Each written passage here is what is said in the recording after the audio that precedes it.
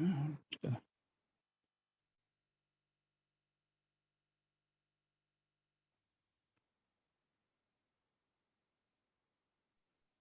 अभी gift free energy करेंगे ना?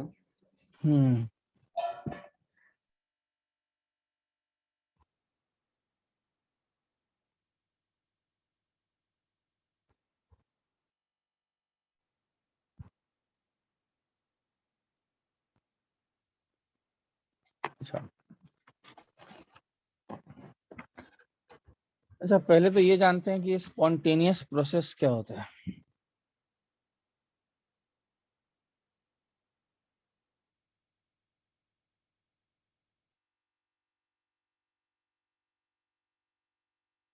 ठीक है, देखो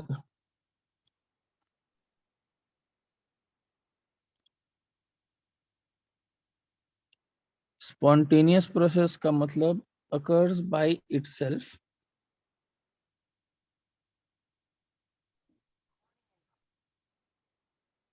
under specified sir conditions। First page है ना?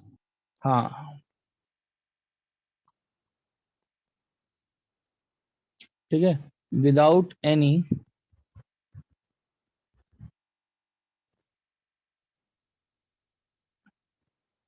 continuous input of energy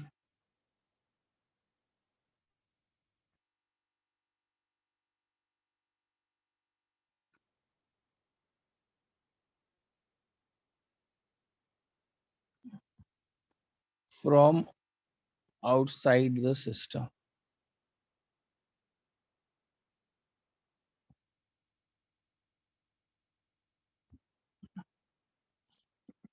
Sometimes if initiation is required,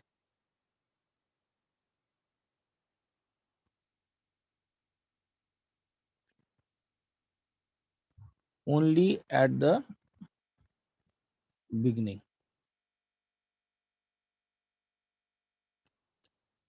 अच्छा, इधर देखो, पहले इसको ध्यान से समझो, ठीक है।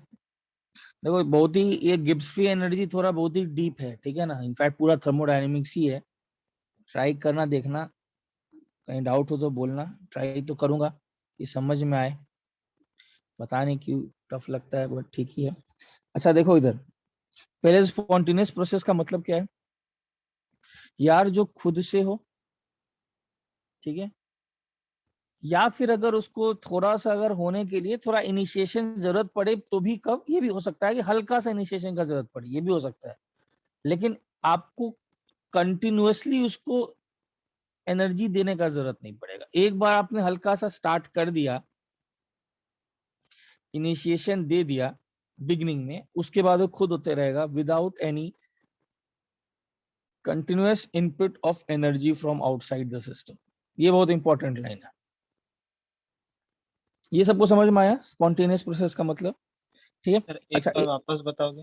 हाँ, स्पॉन्टेनियस का मतलब केमिस्ट्री में ये कुछ ऐसे प्रोसेसेस जो खुद हों, या फिर अगर उनको हल्का सा इनिशिएशन का जरूरत पड़े। हल्का ये भी हो सकता है कि इनिशिएशन का जरूरत पड़े हल्का सा, लेकिन वो अगर जरूरत भी पड़ेगा तो कब? At the beginning of the reaction. उसके बाद आप छोड़ दो, आपको उसके बाद कुछ उसको करने की जरूरत नहीं है। वो आराम से continuously without any input of energy from outside the system वो चलते रहेगा। मान लो कि तुमको अगर मैं बोलूं एक हिल है और यहाँ पर एक बॉल रखा हुआ है, हल्का सा पुश करने की जरूरत है, बस पुश, हल्का सा स्लाइट पुश,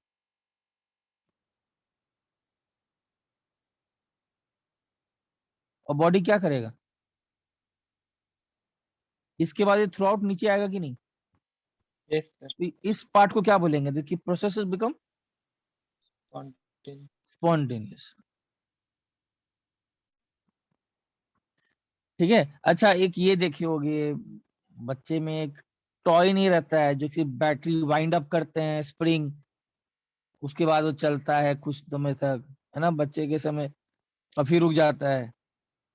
तो मतलब इस तुमने जो इनिशियली थोड़ा सा उसको वाइंड अप किया, that was some initiation that was required. After that उसके बाद क्या हुआ? ये अपने आप चलने लग गया, ये अपने आप चलने लग गया। तो इसको आप क्या बोलोगे कि बेसिकली एक तरीके से कौन सा प्रोसेस हो रहा है, स्पॉन्टेनियस। अब ध्यान देना, नॉन स्पॉन्टेनियस क्या है?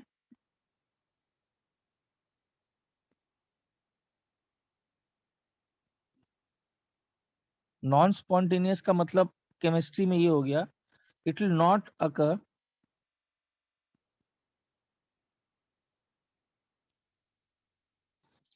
unless some external action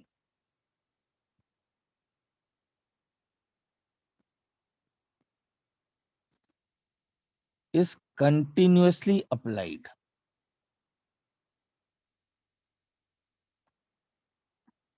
ये समझ में आया? नॉन स्पॉन्टेनियस का मतलब उसको करने के लिए क्या करना पड़ेगा, मतलब for a non spontaneous change to occur chemistry में,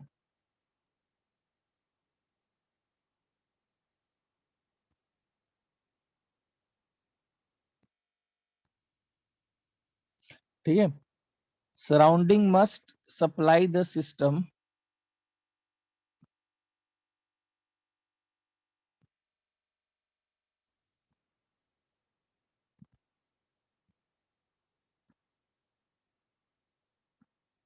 with continuous uninterrupted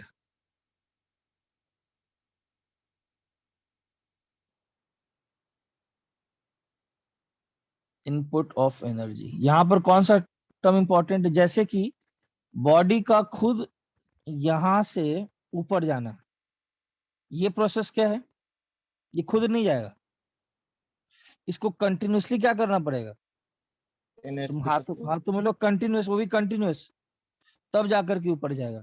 बीच में तुम कहीं भी छोड़ दिए, वापस नीचे, वापस वो नीचे आएगा, तुमको कंटिन्यूअसली वहां तक एनर्जी सप्लाई करते रहना पड़ेगा, तब जाकर के उस प्रोसेस को केमिस्ट्री में बोला जाएगा नॉन स्पॉन्टेनियस।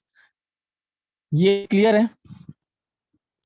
ठीक है, चलो स्क्रीनशॉट लो सब लोग। Done sir. ठीक है, स्क्रीनशॉट ले लिया। सर एक मिनट।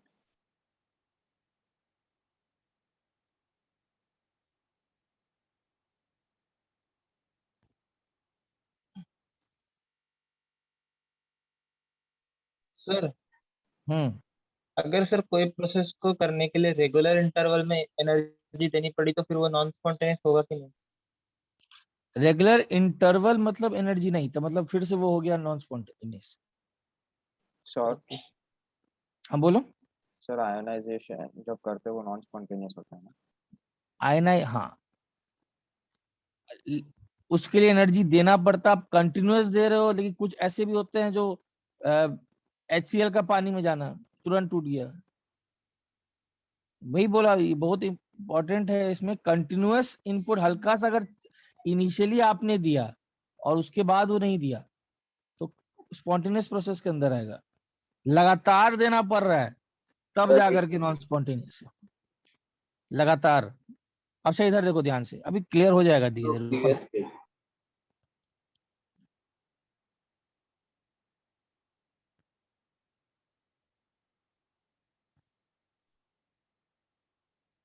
ठीक और है, सर अगर नॉन कंटिन्यूअस हुआ और एनर्जी सप्लाई रिक्वायर्ड हुआ?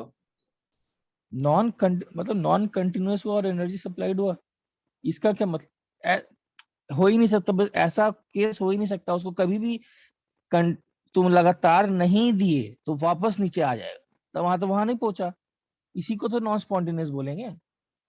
तुम कोई डिजायर्ड काम करना चाहते हो तो वहां तक पहुंचाने के लिए उसको कंटिन्यूअसली सप्लाई ऑफ एनर्जी दो, ठीक है। इनफैक्ट देखो इसमें क्या है, इसमें क्या डाउट है, ये क्लियर हुआ, कंटिन्यूअसली सप्लाई ऑफ एनर्जी दो वहां तक, कहीं भी बीच में तुमने छोड़ा वो नीचे वापस आ जाएगा। अच्छा इधर देखो, पहला point, important points to note यहाँ पर, एक सबसे पहले थोड़ा एक चीज याद रख लेना, स्पॉन्टेनियस का मतलब केमिस्ट्री में ये नहीं कि इंस्टेंटेनियस, पहले तो ये मिसकंसेप्शन हटाना, तुरंत ऐसा कुछ नहीं है। केमिस्ट्री में जब वो स्पॉन्टेनियस बोल रहा है, इसका मतलब ये नहीं कि तुरंत फास्ट, जैसे नॉर्मल इंग्लिश लैंग्वेज में बोलते हैं आदमी बहुत स्पॉन्टेनियस है तुरंत, मतलब ठीक है। यहाँ उसका मतलब नहीं है कि तुरंत फास्ट हो रहा है, वो हो सकता है हजारों साल लगे, धीरे धीरे हो, लेकिन वो स्पॉन्टेनियस प्रोसेस है।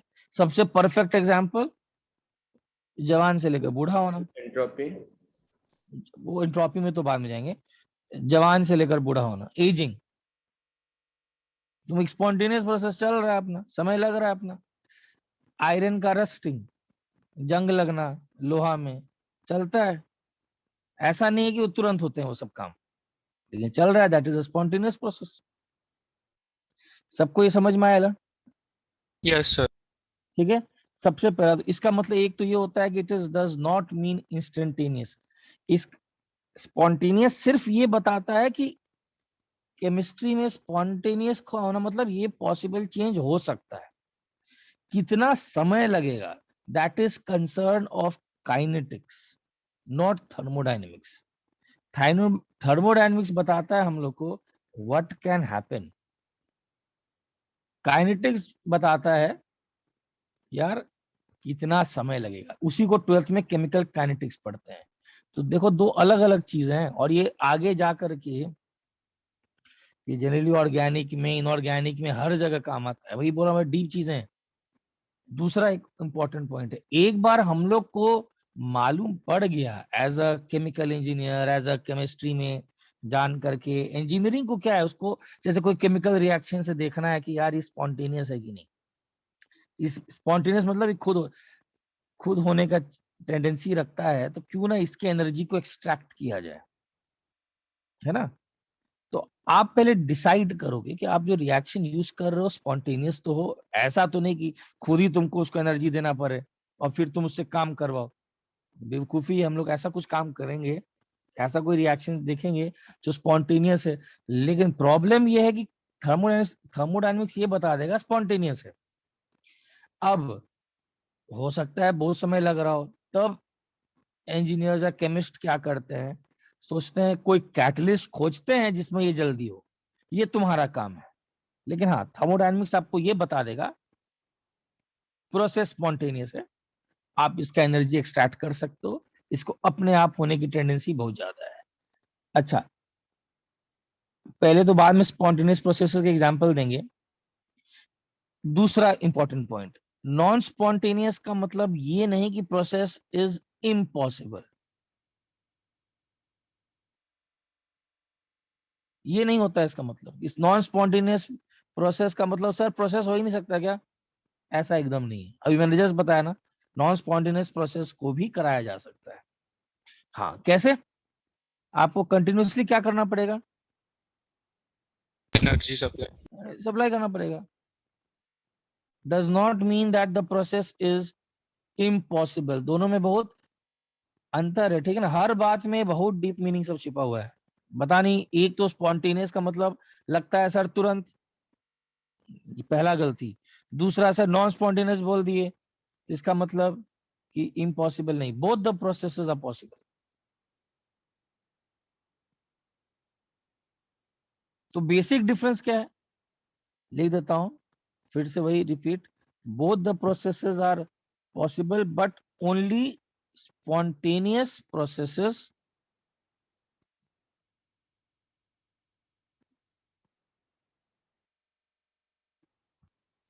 occur without intervention। ये बहुत इंपॉर्टेंट लाइन है, ठीक है। अच्छा, third, spontaneous processes, spontaneous processes ये जो है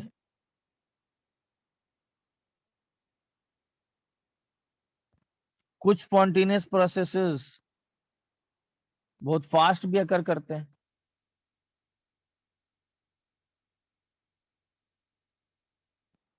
या तो वेरी स्लोली, ठीक है, और कुछ ऐसे भी हैं जो अकर रैपिडली, ये भी हो सकता है।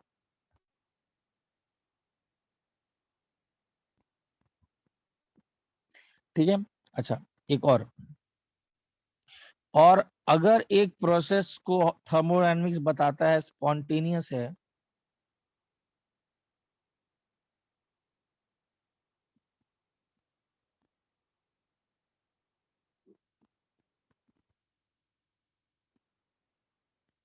तो उसका रिवर्स प्रोसेस क्या होगा? Non spontaneous. Non Spontaneous. Spontaneous. मतलब वो ओरिजिनल स्टेट में आने की कोशिश करेगा। हाँ। अगर एक प्रोसेस स्पॉन्टेनियस है तो उसका जो रिवर्स प्रोसेस ए से बी जाना अगर स्पॉन्टेनियस बताता है थर्मोडायनेमिक्स, तो बी से ए लाने के लिए आपको उसको कंटिन्यूअसली खुद से नहीं आएगा, आप कुछ करो, उसको कंटिन्यूअसली सप्लाई करो एनर्जी का और फिर वो आएगा। ये बोलना चाह रहा है वो। अच्छा, अब इधर सर एक, हाँ रुको रुको, सर इधर एक, हाँ बोलो क्या। नहीं नहीं सर, आप कंटिन्यू कर बाद में। हाँ रुको, अब देखो इसमें क्या है, बहुत बहुत एग्जाम्पल सब हैं, प्लीज को देख लो। मैनी रिएक्शन, एक बहुत परफेक्ट एग्जांपल देता हूँ। थर्मोडायनेमिक्स एक चीज बोलता है, पता नहीं आप लोगों को मालूम है कि नहीं, ये रिएक्शन सुने हो, H2 + O2 gives you H2, ठीक है। थर्मोडायनेमिक्स बोलता है, अगर थर्मोडायनेमिक्स की बात करें कि 25 डिग्री सेंटीग्रेड पर और 1 एटमॉस्फेयर प्रेशर पे दिस रिएक्शन इज स्पॉन्टेनियस। और इस रिएक्शन में खास बात यह है, बहुत एनर्जी रिलीज होता है, ठीक है ना। हाइड्रोजन फ्यूल की तरह यूज होता है यार, वो भी रॉकेट सब में, ठीक है। तो तुम बोलोगे सर तब तो हल्का सा यूनिवर्स में हाइड्रोजन तो कहीं ना कहीं तो हवा में है ही, ऑक्सीजन तो हवा में ही, पूरा तो ऐसे ही जल जाना चाहिए, खत्म, ऐसी ही आग लगते रहना चाहिए। ऐसा नहीं होता है, वही मैं बोल रहा हूँ। क्यों? बिकॉज थर्मोडायनेमिक्स आपको बताता है कि ये प्रोसेस स्पॉन्टेनियस है, लेकिन इसको खुद से करने का अगर तुम हल्का सा इनिशिएशन पहुंचा दिए तभी हो जाएगा, इसीलिए नहीं हो रहा है। बहुत अच्छा एग्जांपल है ये, रिएक्शन स्पॉन्टेनियस, तो लेकिन टेम्परेचर भी मैटर करता है ना। हाँ हाँ ये भी मैटर करता है, तो बता रहा हूं। तो however in the absence of a catalyst,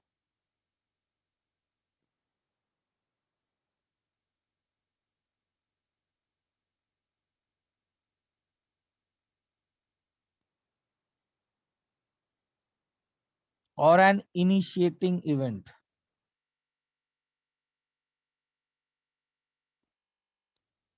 ठीक है, जैसे कि स्पार्क, याद है, इसलिए बहुत देखोगे स्पार्क एक लैब में देता है, इट इज व्हाट स्पार्क, ठीक है, they do not react.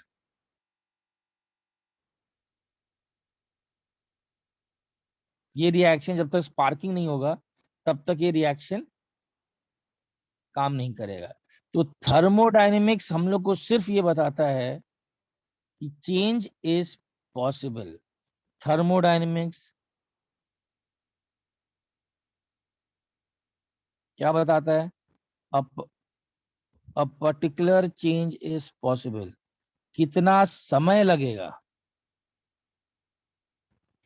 That is concern of, it does not tell us about how much time is required.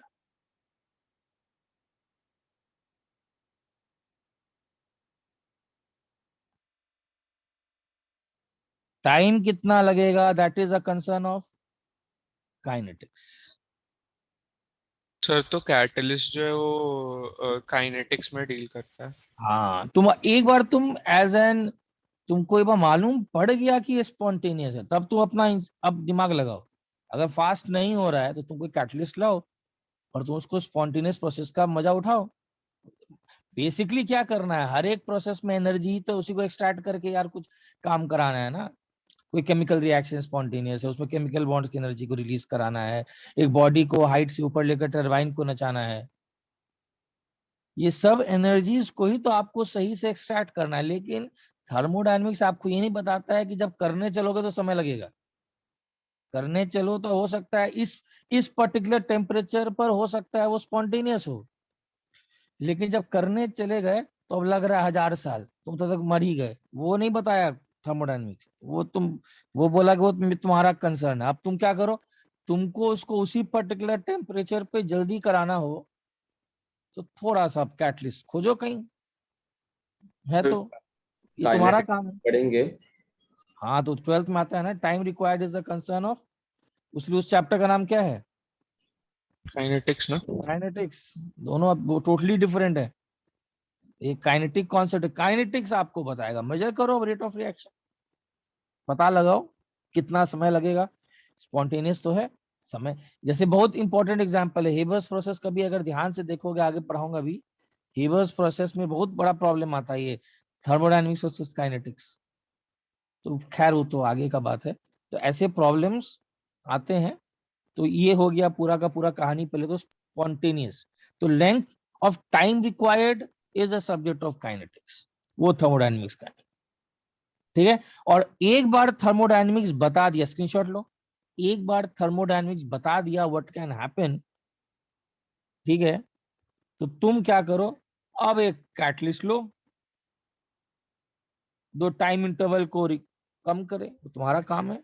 जैसे एक और एग्जांपल, डायमंड का ग्राफाइट में बदलना, थर्मोडायनेमिक्स बताता है स्पॉन्टेनियस प्रोसेस, बदलता नहीं। ऐसे अगर देखा जाए तो यार दुनिया में तो हीरा ही खत्म हो जाना चाहिए, डायमंड, ऐसा नहीं है। बिकॉज फिर से इनिशिएशन नहीं मिल रहा है, डायमंड के बॉन्ड्स स्ट्रांग है, उसको इनिशिएशन नहीं मिल रहा है। लेकिन थॉर्नेस बताता है प्रोसेस स्पॉन्टेनियस है, मतलब अपने आप से धीरे धीरे हो रहा है। कहने का मतलब बहुत बिलियन ईयर, जितना भी पता नहीं कितने सालों बाद हो सकता है डायमंड गायब ही हो जाए अर्थ से, ये हो रहा है। लेकिन इसीलिए हम लोग बोलते हैं, एंट्रोपी किसका ज्यादा था याद है, ग्राफाइट का कि डायमंड का, ग्राफाइट। ग्राफाइट का ज्यादा था। ग्राफाइट का ये प्रोसेस एक स्पॉन्टेनियस है। हाँ अब एंट्रोपी बढ़ रहा है इसलिए ना। हाँ बिलियन ईयर्स लग रहा है उसमें, वो तुम्हारा काम है। तो तो आपने ठीक बोला है, था नेचर ग्राफाइट दिया हुआ का, है, बट अपने आप हो रहा है। हाँ बोलो। आपने बोला था ग्राफाइट का शेप थोड़ा कॉम्प्लेक्स है इसलिए। हाँ ठीक है, ग्राफाइट का भी करते ही हैं। पहले ये जल्दी स्क्रीनशॉट लीजिए, ये पहले हुआ क्लियर था। हुआ हो गया। अच्छा अब देखो, तो दो हमेशा एक चीज आता है, स्पॉन्टेनियस तो हम लोग समझ लिए। अब देखो इसमें प्रॉब्लम क्या था, बहुत पहले के जब साइंटिस्ट लोग एनालाइज कर रहे थे, ठीक है ना, जैसा पहले डायमंड स्पॉन्टेनियस, डिसअपियर हो जाता है, मतलब वो कार्बन कार्बन के वो उसमें धीरे से धीरे ग्राफाइट में बदल रहा है। डायमंड ग्रेफाइट में बदल रहा है। अच्छा, मतलब एक बॉन्ड ऐसे टूटता है हाँ और उसमें हालांकि वो वाटर समय, मॉलिक्यूल्स हाँ होते वो हैं। धीरे धीरे कब होगा, बहुत सालों में होते आ रहा है, कुछ ना कुछ तो हो ही रहा है। इतने प्रेशर्स है अंदर में अर्थ के, that is getting continuously converted. But yes, for your point of view, जितने हम लोग इंसान लोग रहेंगे तब तक ठीक, आराम से डायमंड मिलेगा, सब ठीक है, कॉस्टली रहेगा, सब चल रहा है। वो वही मतलब ये कंसर्न नहीं, कुछ कुछ स्पॉन्टेनियस होने का मतलब ये नहीं कि तुरंत हो जाएगा, ये नहीं बताता है वो। अच्छा जैसे फ्रीजिंग ऑफ वाटर, 1 एटमॉस्फेयर और -5 डिग्री सेंटीग्रेड पर पानी का फ्रीज होना कौन सा प्रोसेस के अंदर आता है,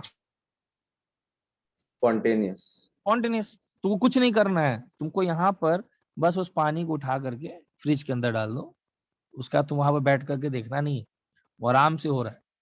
that is a spontaneous process, that is getting continuously converted. तो एक और चीज है, स्पॉन्टेनियस का होना एक किस पर भी डिपेंड करता है, एक्सटर्नल कंडीशंस पर, एक्सटर्नल कंडीशंस पर भी डिपेंड करता है। ये क्लियर है। अच्छा अब एक और चीज देखो ध्यान से, ये तो अभी हम लोग करेंगे ही, अभी पहले सबसे इंपॉर्टेंट, पहले के इसमें साइंटिस्ट लोग को लगा था कि यार स्पॉन्टेनिटी का क्राइटेरिया समझते हैं, तो उनको ऐसा लगा था कि दुनिया में स्टेबिलिटी जो है, जैसा कि बार बार सुनी होगे, हमेशा हर सिस्टम कहाँ जाना चाहता है, टुवर्ड्स स्टेबिलिटी, ठीक है, उनको ये लगा था। तो इस लॉजिक से वो आगे बढ़े। अच्छा अब एक चीज बताओ, एक्सोथर्मिक रिएक्शंस ज्यादा स्टेबल होंगे कि एंडोथर्मिक? एक्सोथर्मिक। एक्सोथर्मिक में एनर्जी रिलीज हो रहा है। तो कहने का मतलब एक्सोथर्मिक में जो प्रोडक्ट्स हैं वो ज्यादा स्ट्रॉन्गर होंगे बॉन्ड्स। ऑब्वियस बात है, पुराने बॉन्ड्स टूटते हैं, स्ट्रॉन्गर बॉन्ड्स बनते हैं। तो अगर एनर्जी रिलीज हो रहा है, नेट एनर्जी, इसका मतलब स्ट्रॉन्गर बॉन्ड्स जब बने होंगे तो जितना एनर्जी आपने डाला, 100 रुपीज इन्वेस्ट किया, उससे ज्यादा का बाहर मिल गया, तो कहने का मतलब जरूर स्ट्रॉन्गर बॉन्ड्स बने होंगे। तो उनके हिसाब से इस लॉजिक से अगर चला जाए तो इस दुनिया में उनको ऐसा लग रहा था, बाय दिस लॉजिक, उनका लॉजिक समझ लेना, पूरा नहीं लिखना हो, नोट्स पर समझ लेना, बाय देयर लॉजिक टुवर्ड्स की स्टेबिलिटी, कि दुनिया में सिर्फ कौन से रिएक्शन स्पॉन्टेनियस होने चाहिए थे? एक्सोथर्मिक। एक्सोथर्मिक। उनको ऐसा लगना चाहिए था कि ओनली एक्सोथर्मिक रिएक्शंस दुनिया में शुड बी स्पॉन्टेनियस।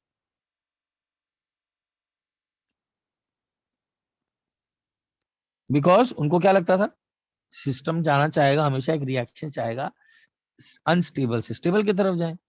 ठीक है, यहीं पर उनको सबसे पहले धक्का लगा। ऐसा नहीं है कि एक्सोथर्मिक रिएक्शन स्पॉन्टेनियस नहीं होते हैं, ये उनको नहीं लगा। ठीक है, बहुत सारे many exothermic reactions are found to be spontaneous, ये ठीक था उनको। यहां तो उनको धक्का किस बात से लगा, उन्होंने क्या देखा, समझ में आ ही गया होगा हिंट, कि ऐसे एंडोथर्मिक रिएक्शंस भी कितने थे जो क्या थे, स्पॉन्टेनियस। स्पॉन्टेनियस थे। ये उनको समझ में नहीं आया, यार ये क्यों हो रहा है, कि भाई ये एंडोथर्मिक रिएक्शन है लेकिन ये भी अपने आप होने की टेंडेंसी रख रहा है। इससे उनको एक चीज पता चला, इसके एग्जांपल देता हूं, were found to be spontaneous. जैसे पहले तो, जैसे एग्जांपल ऑफ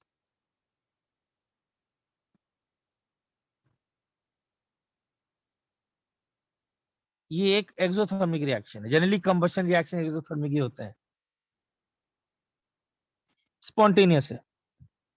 ठीक है, Fe+O2 जंग लगना, स्पॉन्टेनियस एक्सोथर्मिक, स्पॉन्टेनियस। लेकिन H2O सॉलिड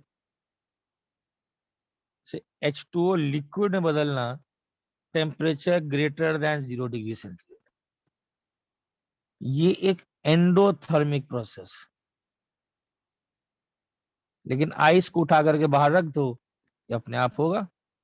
लेकिन प्रोसेस क्या है, process is endothermic but still spontaneous. आप फ्रीजर से हटा करके बाहर रख दीजिए, अपने आप पूरा का पूरा लिक्विड में कन्वर्ट हो जाएगा। साथ ही साथ पानी का लिक्विड में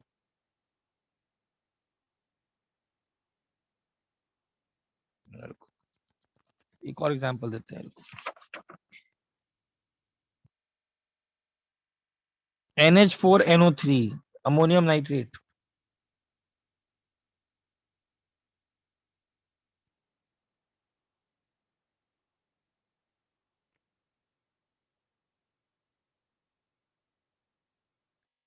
ये सब मैं किसके एग्जांपल्स दे रहा हूँ, एंडोथर्मिक स्पॉन्टेनियस के। ठीक है ना, बार बार लिखूंगा नहीं, एंडोथर्मिक ये बार लिख दिया, स्पॉन्टेनियस।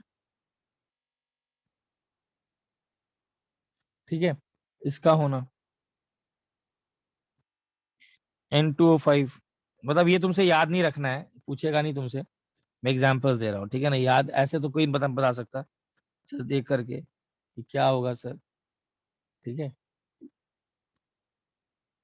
मैं बस कुछ एग्जाम्पल जो स्टैंडर्ड थोड़े से रहते हैं उनको दिखा रहा हूँ। ये तुमसे नहीं पूछता है रिएक्शन दे करके मुझे बताओ ये रिएक्शन दे करके स्पॉन्टेनियस है कि नॉन स्पॉन्टेनियस है, ये आपसे नहीं पूछेगा। हाँ, आपसे कैसे पूछ सकता है, आपको सब इंफॉर्मेशन दे दे, जब भी गिफ्ट एनर्जी करेंगे तब पूछ सकता है, लेकिन ऐसे जनरली कोई इंफॉर्मेशन नहीं दिया है तो नहीं पूछता है। अच्छा, स्क्रीनशॉट लो। तो कहने का मतलब कि बहुत इंपॉर्टेंट पॉइंट आया यहाँ से, उनको एक धक्का लगा कि यार ऐसा है नहीं, तो एक बहुत इंपॉर्टेंट लाइन बोल रहा हूं, मतलब क्या एक्सपेरिमेंट्स या ऑब्जर्वेशंस ये बता रहे हैं कि stability is not the criteria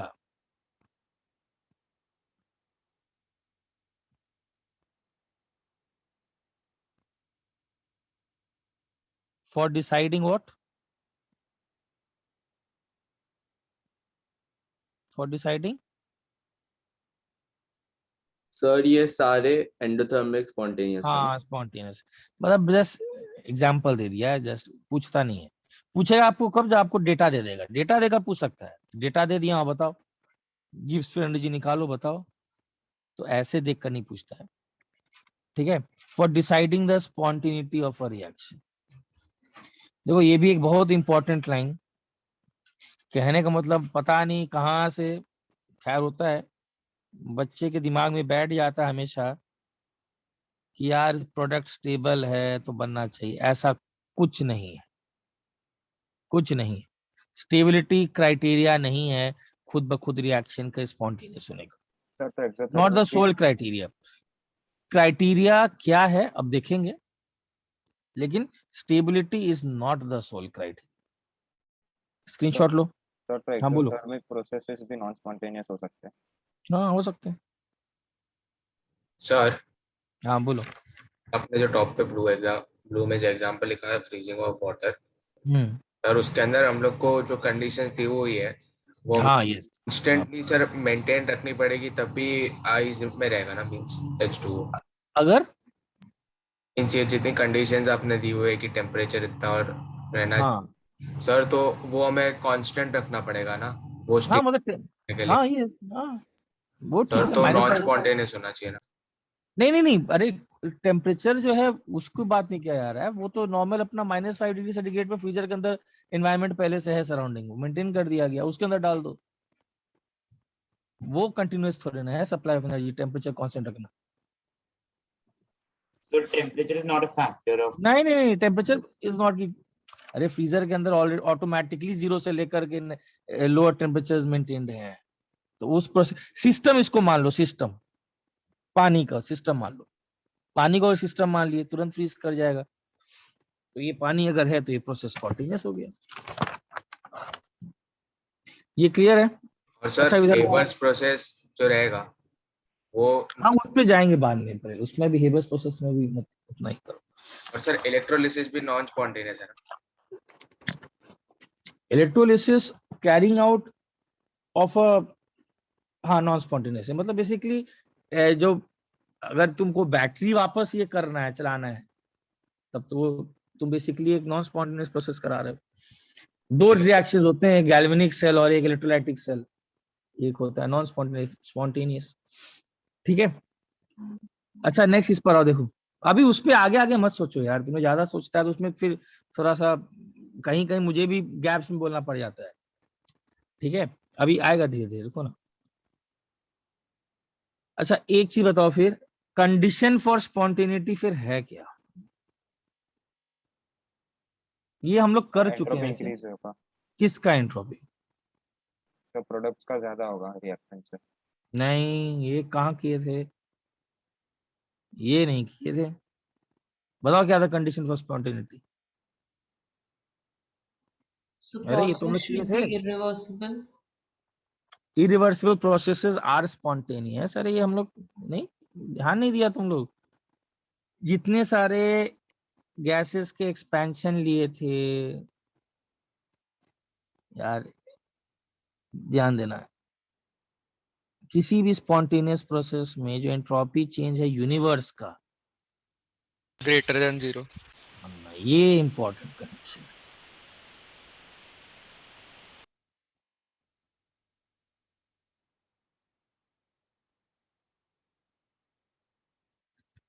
अगर कोई प्रोसेस स्पॉन्टेनियस है तो कहने का मतलब उसका ये पर्टिकुलर काम हो रहा होगा, यूनिवर्स का एंट्रोपी बढ़ रहा होगा, यही इंपॉर्टेंट कंडीशन है। मतलब तुम बोलोगे सर सिस्टम का एंट्रोपी, यूनिवर्स को कोई मतलब नहीं है ना सिस्टम से ना सराउंडिंग से, यूनिवर्स बोलता है आप लोग लड़ाई करो, मरो, कटो, जो करना है करना है, मुझे बस इससे मतलब है फाइनली मेरी एंट्रोपी बढ़नी चाहिए। और ये हम लोग किए थे, याद है मैंने TDS ग्रेटर देन क्यू लिखा था, ये याद आ रहा है किसी को? हाँ तो सर। बट वो तो हर रिएक्शन में होता है ना, डेल एस यूनिवर्स हाँ, ग्रेटर तो देन उसमें इक्वल जब 0। हम लोग ये रिएक्शन, इसलिए तो यहीं से तो आया था यूनिवर्स का एंट्रोपी, ये कंडीशन है क्योंकि हर रिएक्शन में होता है। अरे यहीं से तो लिखा था मैंने, अगर ध्यान देना, यहाँ पे मैंने DQ को क्या डाला था? 0। अगर यूनिवर्स कोई आइसोलेटेड सिस्टम मान लो तो उसके लिए तो उसके अंदर तो कहीं DQ नहीं आ रहा है, तो मतलब TDS should be greater than equal to 0, वहीं से तो आया था। अच्छा इधर देखो, तो कहने का मतलब ये हुआ, हाँ बोलो। ये कैसे आया delta S universe greater than 0, ये थोड़ा सा और इलाबोरेट करोगे? ये हम लोग पहले कर चुके हैं, मैंने TDS ग्रेटर देन DQ बनाया था, हाँ सर। और इसमें मैंने लिख दिया था यार अगर इसी को थोड़ा ब्रॉडन कर लिया जाए और यूनिवर्स को अपना सिस्टम मान लिया जाए तो उसके लिए DQ क्या हो जाएगा? 0। 0। तो इसका मतलब TDS should be greater than equal to 0। हाँ सर। एंट्रोपी हमेशा ग्रेटर देन इक्वल टू 0। नहीं सर, मैं ये नहीं पूछ रहा हूँ सर, लाइक मैं पूछ रहा हूँ कि ये फॉर स्पॉन्टेनियस प्रोसेस क्यों बोलते अरे हैं, वो पूछ रहा हूँ। भी चीज, ये जो हम लोग ने ये वही तो बताया था, ये जो चीज किया था ये किसी भी प्रोसेस के लिए किया था ना, कोई भी प्रोसेस। अरे यूनिवर्स के हिसाब से तो कोई भी प्रोसेस, उसके अंदर कोई भी प्रोसेस स्पॉन्टेनियस ही हो रहा है, कोई प्रोसेस तो चल ही रहा है यूनिवर्स के हिसाब से। बाहर अगर तुम मान लो यूनिवर्स के बाहर से तुम ऑब्जर्व कर रहे हो तो कोई भी प्रोसेस स्पॉन्टेनियस हो रहा है, इरिवर्सिबल प्रोसेस है ओके सर। उसके हिसाब से। अरे तुम एक नॉन स्पॉन्टेनियस प्रोसेस भी करा रहे हो तो तुम कंटिन्यूअस सप्लाई ऑफ एनर्जी दे रहे हो, तो तुम भी एक इंसान, उसके लिए क्या हो गया? उसके लिए तो तुम भी एक सिस्टम हो गए, वो सराउंडिंग हो गया, सब उसके अंदर आ गए ना। और नहीं तो इसको ऑब्जर्वेशन वाइज ले लो कि ये सबको दिखाई पड़ा, ये भी चल सकता है।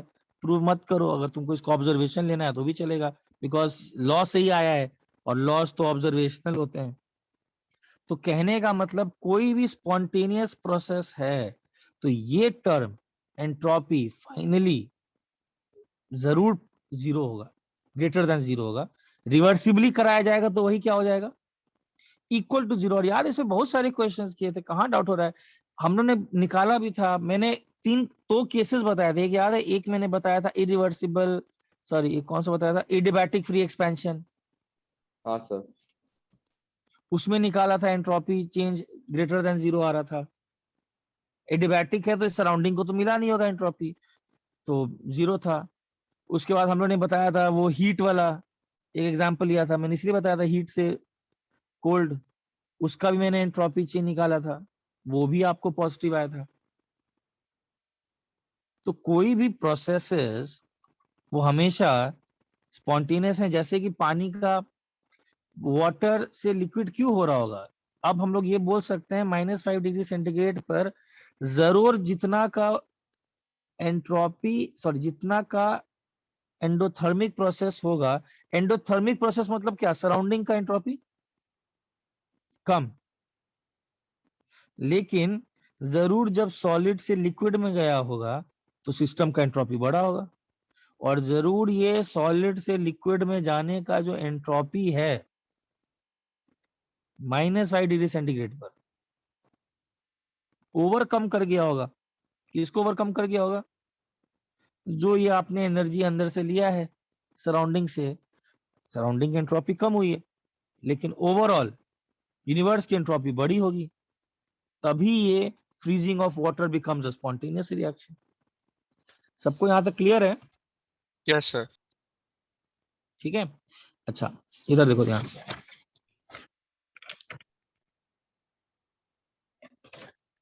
तो इसका मतलब मैं ये लिख सकता हूं कि कोई भी अगर स्पॉन्टेनियस प्रोसेस है, अच्छा यूनिवर्स में कोई भी प्रोसेस क्या हो रहा है, इरिवर्सिबल की इरिवर्सिबल? जनरली प्रोसेसेस क्या हो रहे हैं? इरिवर्सिबल। हाँ, तो इसको स्पॉन्टेनियस को इरिवर्सिबल बोला जाए तो कोई लोड मत। सर हाँ बोलो। कह सकते हैं कि for the universe any given process is spontaneous. हाँ यस, यूनिवर्स के लिए तो क्या, यूनिवर्स के लिए तो कोई भी चीज चल रहा है अपना, तुम करो उसके लिए तो तुम, इट इज लाइक कि वही बात है, वो थॉट प्रोसेस में है। देखो कितना अच्छा से है, हम लोग कर नहीं सकते हैं, लेकिन हम लोग ने अंदर में ही सराउंडिंग सिस्टम डिवाइड किया और इसी थॉट को एक्सपैंड करके ये क्राइटेरिया लिया है। ऑब्वियस बात है, कोई जा करके ऑब्जर्व नहीं कर सकता है, बट कैसे ऑब्जर्व कर लोगे यार, तुम यूनिवर्स के बाहर थोड़ी जा सकते हो, मतलब वो तो गॉड ही हो गया, समझो कि तुम एक यूनिवर्स से बाहर से देख रहे हो, मजा आ रहा है, कर ही नहीं सकते बिकॉज तुम यूनिवर्स के अंदर हो। तो लेकिन कितना ये बात है, पता नहीं समझ पा रहे हो कि जो बोलना चाह रहा हूँ, उन्होंने अंदर में ही सिस्टम और सराउंडिंग को डिवाइड किया, TDS ग्रेटर देन DQ लाया और इसी थॉट प्रोसेस को माइंड में एक्सपैंड किया कि अगर इसको सिस्टम ही मान लिया जाए पूरे को, तो उसके लिए तो सभी प्रोसेसेस चल रहे हैं स्पॉन्टेनियस, कुछ भी तुम करा रहे हो, सर उसके लिए क्या लोड है? और सर यही लॉजिक हम दूसरे, हाँ बोलो। सर तो अगर यूनिवर्स को सिस्टम माना और delta S universe greater than 0 for spontaneous process, अगर एक सिस्टम को कंसिडर करते हैं, कोई भी सिस्टम को, तो भी सिस्टम के लिए sir delta S greater than 0 होना चाहिए ना फॉर स्पॉन्टेनियस, क्योंकि सिस्टम चेंज हो रहा है। तो सिस्टम तो यूनिवर्स ही मान लिया है ना। नहीं सर, अगर कुछ और सिस्टम लेते हैं, नहीं, अगर कोई और सिस्टम लेते हो तब तो एंट्रोपी चेंज सिस्टम का प्लस एंट्रोपी चेंज सराउंडिंग का ग्रेटर देन 0 होना चाहिए स्पॉन्टेनियस के लिए, जरूरी नहीं कि सिर्फ सिस्टम का, वही तो बता रहा हूँ ये लाइन, अभी मैंने जस्ट तो बताया। हाँ सर, H2O सॉलिड से H2O लिक्विड को, H2O सॉलिड से H2O लिक्विड में बदलने में ये एंडोथर्मिक प्रोसेस है। एंडोथर्मिक प्रोसेस में एनर्जी कहां से कहां आया है, सराउंडिंग से किसके अंदर आया, सिस्टम के अंदर। तो सराउंडिंग का एंट्रोपी क्या हुआ है, घटा है कि बढ़ा है? सराउंडिंग का तो घटा है, लेकिन सिस्टम का क्या है, सिस्टम मान लो ये रिएक्शन H2O सॉलिड, सिस्टम का क्या है, बढ़ गया, बड़ा है। तो जरूर क्या हुआ होगा, स्पॉन्टेनियस क्यों हो रहा होगा, बिकॉज -5 डिग्री सेंटीग्रेड पर जो ये सॉलिड से लिक्विड में बदलने का एंट्रोपी है, जरूर किससे ज्यादा होगा, जो सराउंडिंग का एंट्रोपी में आपको चेंज, नेगेटिव चेंज आ रहा है, इसीलिए स्पॉन्टेनियस हो गया -5 डिग्री सेंटीग्रेड पर। अब क्या डाउट है सर एक्चुअली मतलब for any reaction delta S universe is greater than 0 ना। यस, हाँ yes, for any reaction any process, हाँ हम कैसे बोल सकते हैं कि फॉर स्पॉन्टेनियस प्रोसेस, क्योंकि ये तो ट्रू हो गया even for non spontaneous process. For any, sir like हाँ रुको, तुम सबसे पहले सिस्टम डिसाइड करो, उसके रिस्पेक्ट में ना बोलेंगे। Sir okay sir, let's say कोई भी एक ऑब्जेक्ट सिस्टम ले लिया, मतलब जैसे क्लास एक्सपैंड कर रहा है वैसा कुछ सिस्टम ले लिया, तो हम उस सिस्टम के लिए कैसे बोल सकते हैं कि delta S of universe greater than 0 for spontaneous process? क्यों, हमेशा करके निकालो, एंट्रोपी चेंज सराउंडिंग का सिस्टम का हमेशा ग्रेटर देन 0 आएगा, तो कैसे बोल सकते हैं, मतलब कोई भी प्रोसेस है, सिस्टम मान लिया, सिस्टम पहले आइडेंटिफाई कर। अरे तुम जैसी अंदर में तुम ऑब्जर्व करोगे तो तुम किसी चीज को मानोगे ना सिस्टम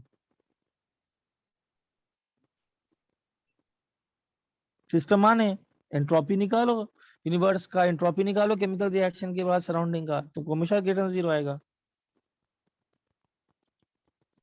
सर मतलब अगर हम सिस्टम है, अगर हम यूनिवर्स है, तो हमारे अंदर प्रोसेसेस जो है वो अपनी एंट्रोपी बढ़ा रही है।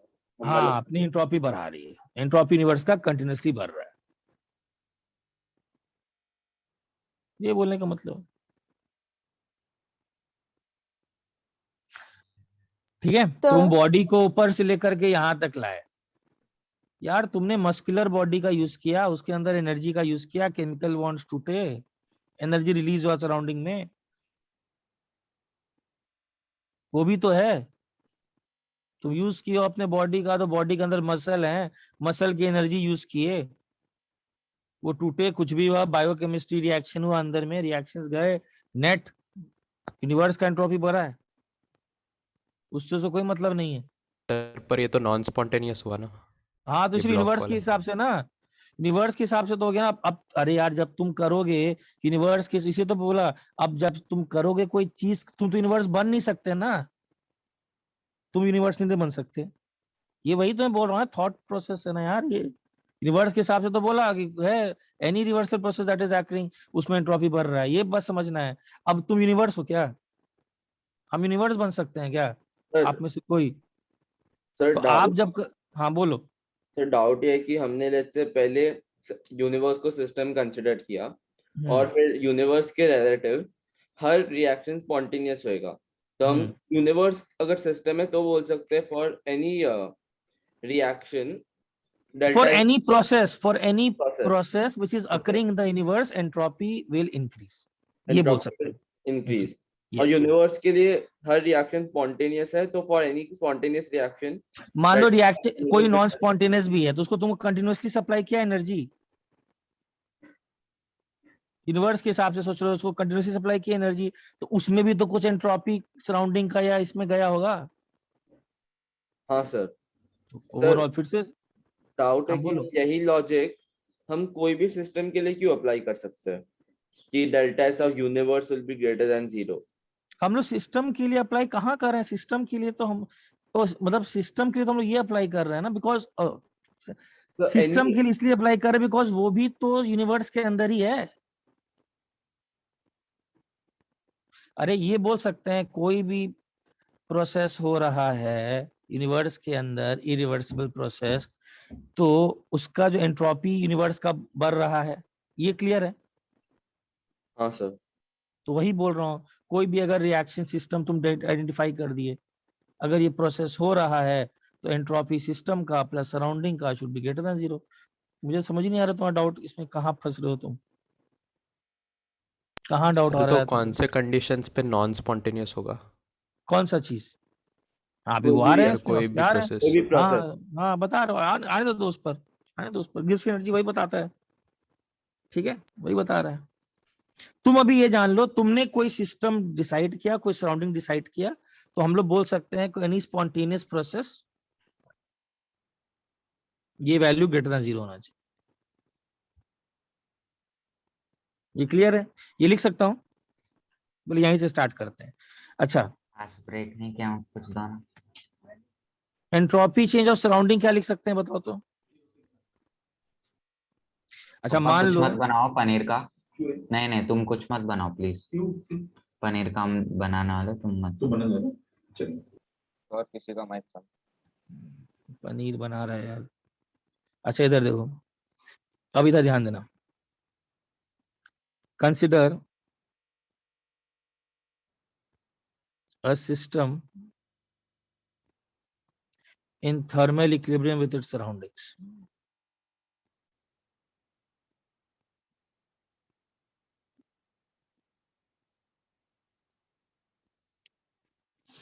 ठीक है, और suppose there is a process, और इस प्रोसेस में कितना हीट एक्सचेंज हुआ है?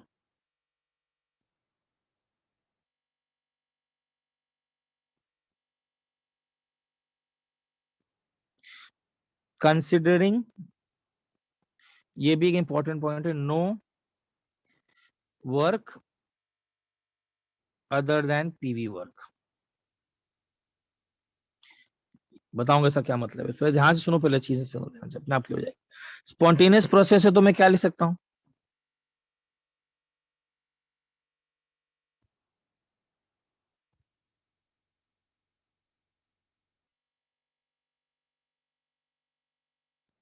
अच्छा, एंट्रोपी चेंज सराउंडिंग का क्या लिख सकता हूं बताओ?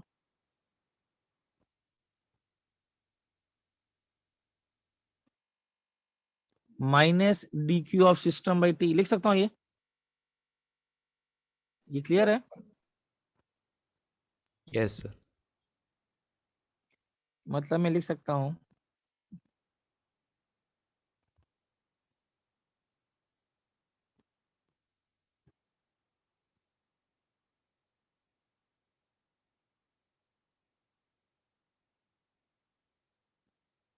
ये लिख सकता हूं,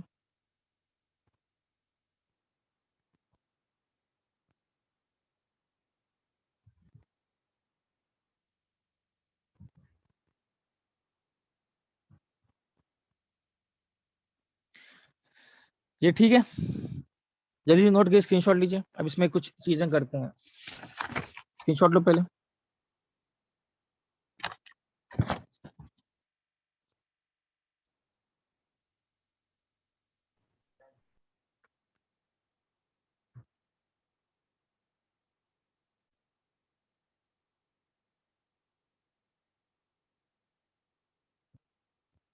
ठीक है, इसको याद है, इसको कौन सा इनइक्वालिटी बोलते थे? This also known as Clausius inequality. Clausius inequality. Basically ये कोई भी प्रोसेस के लिए अगर आया है, इरिवर्सिबल प्रोसेस के लिए हमेशा ये ट्रू है। कोई भी इरिवर्सिबल प्रोसेस को क्या मानेंगे? स्पॉन्टेनियस, हमेशा ट्रू। अब देखो यहाँ से मैं आगे बढ़ रहा हूँ, कंडीशंस आगे बढ़ूंगा। अब सर देखो एक मिनट जल्दी को स्क्रीनशॉट लो, नोट मत करो, नहीं तो समय लगता है, बहुत चीजें हैं। हो गया सर। ठीक है, हाँ। अच्छा इधर देखो, अच्छा नाउ कंडीशंस देखते हैं।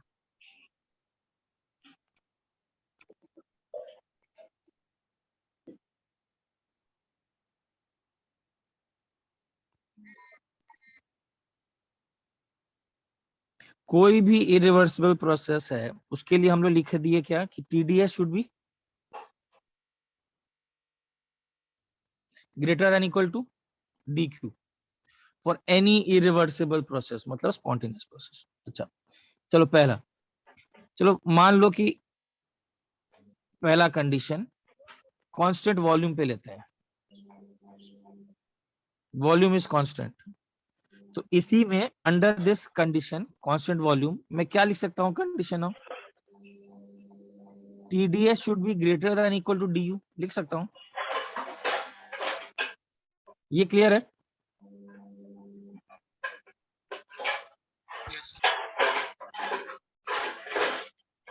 अरे यार ये कौन है? नो एडिशनल वर्क, सिर्फ PV वर्क अगर करें तो याद है कांस्टेंट वॉल्यूम पे जो हीट एक्सचेंज होता है उसको क्या बोलते हैं? DU। अरे यहाँ तक क्लियर है सबको? ठीक है, Yes, sir. अच्छा अब इधर देखो ध्यान से। अब इसी कंडीशन में सपोज, अब इसमें अंदर एक और कंडीशन लेते हैं, if entropy is constant,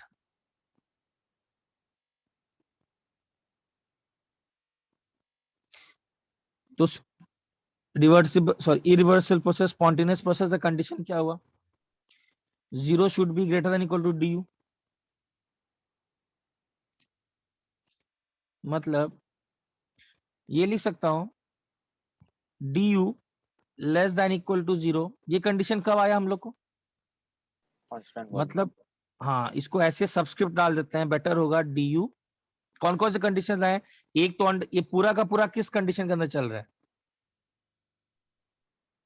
constant volume तो चल ही रहा है एक कंडीशन, तो इसको ऐसे लिख सकता हूं DU should be greater than equal to 0। पहला क्राइटेरिया। इसका क्या मतलब? Sir, like अगर कोई constant volume एक केस है ना? हाँ If केस, यस इफ, हाँ अंडर कांस्टेंट वॉल्यूम कंडीशंस, पहले ये क्लियर है? तो अगर अंदर सबको ध्यान से देखना, थोड़ा डीप रहता है बट फिर भी ध्यान से सुनोगे तो शायद थोड़ा सा समझ में आए।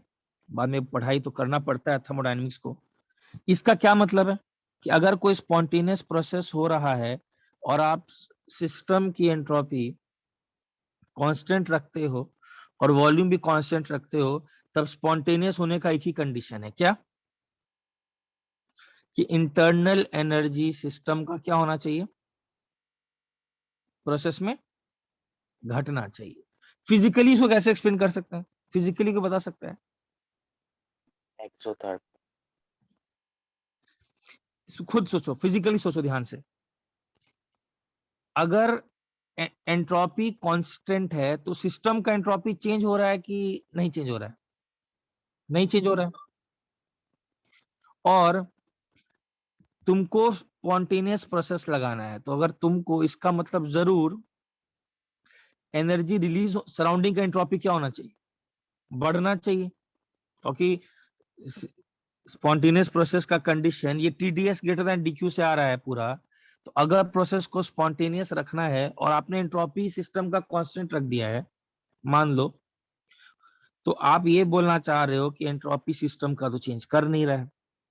तो इसका मतलब अगर स्पॉन्टेनियस प्रोसेस है, जरूर इंटरनल एनर्जी सिस्टम का घटना चाहिए। रीजन भी, इंटरनल एनर्जी घटेगा तो एनर्जी सराउंडिंग को मिलेगा कि सराउंडिंग से एनर्जी आएगा?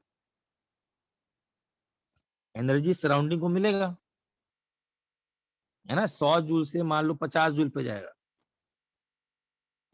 तो एक्स्ट्रा 50 जूल बाहर निकालेगा ना, तो सराउंडिंग की एंट्रोपी क्या हो गई? बढ़ गई।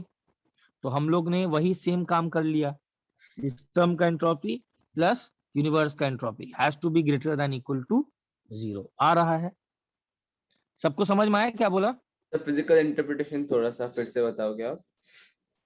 फिजिकली इसको ऐसे सोचो कि अगर कोई पर्टिकुलर, एक एक लाइन ध्यान से सुनना और कहीं डाउट हो तो उसी में रुकना।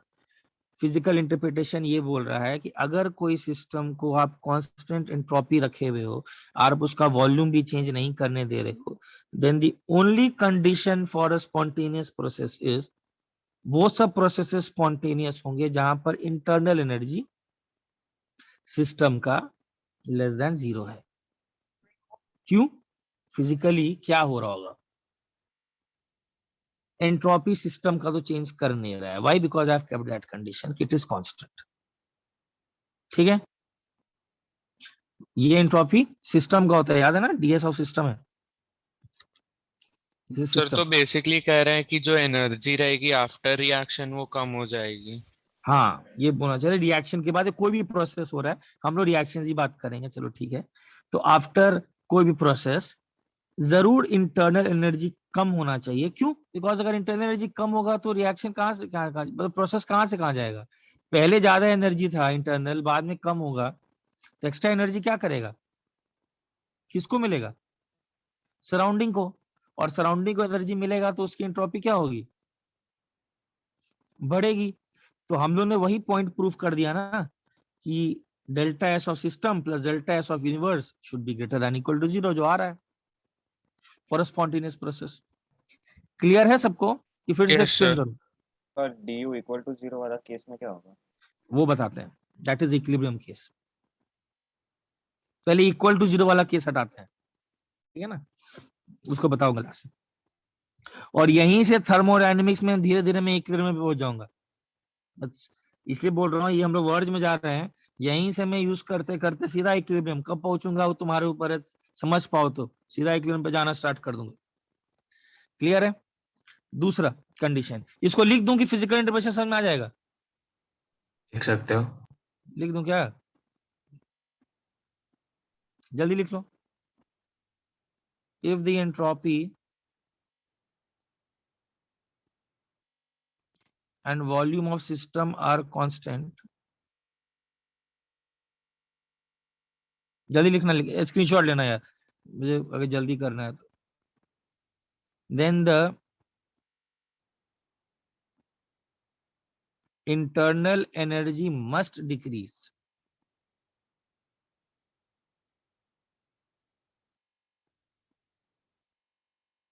in a spontaneous process। ठीक है, कहने का मतलब जरूर क्या हो रहा है, if the entropy of the system is unchanged,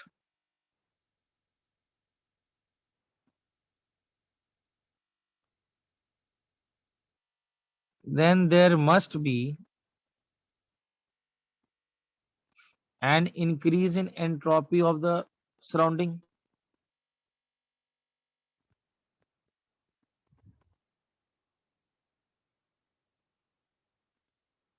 ठीक है, and this can only be achieved if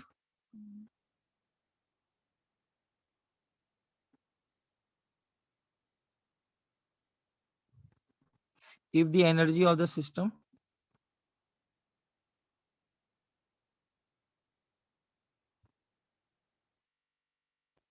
decreases। क्यों? एनर्जी डिक्रीज करेगा तो क्या होगा? पर वो सराउंडिंग का एंट्रोपी सराउंडिंग का एंट्रोपी हाँ इंक्रीज। इंक्रीज करेगा।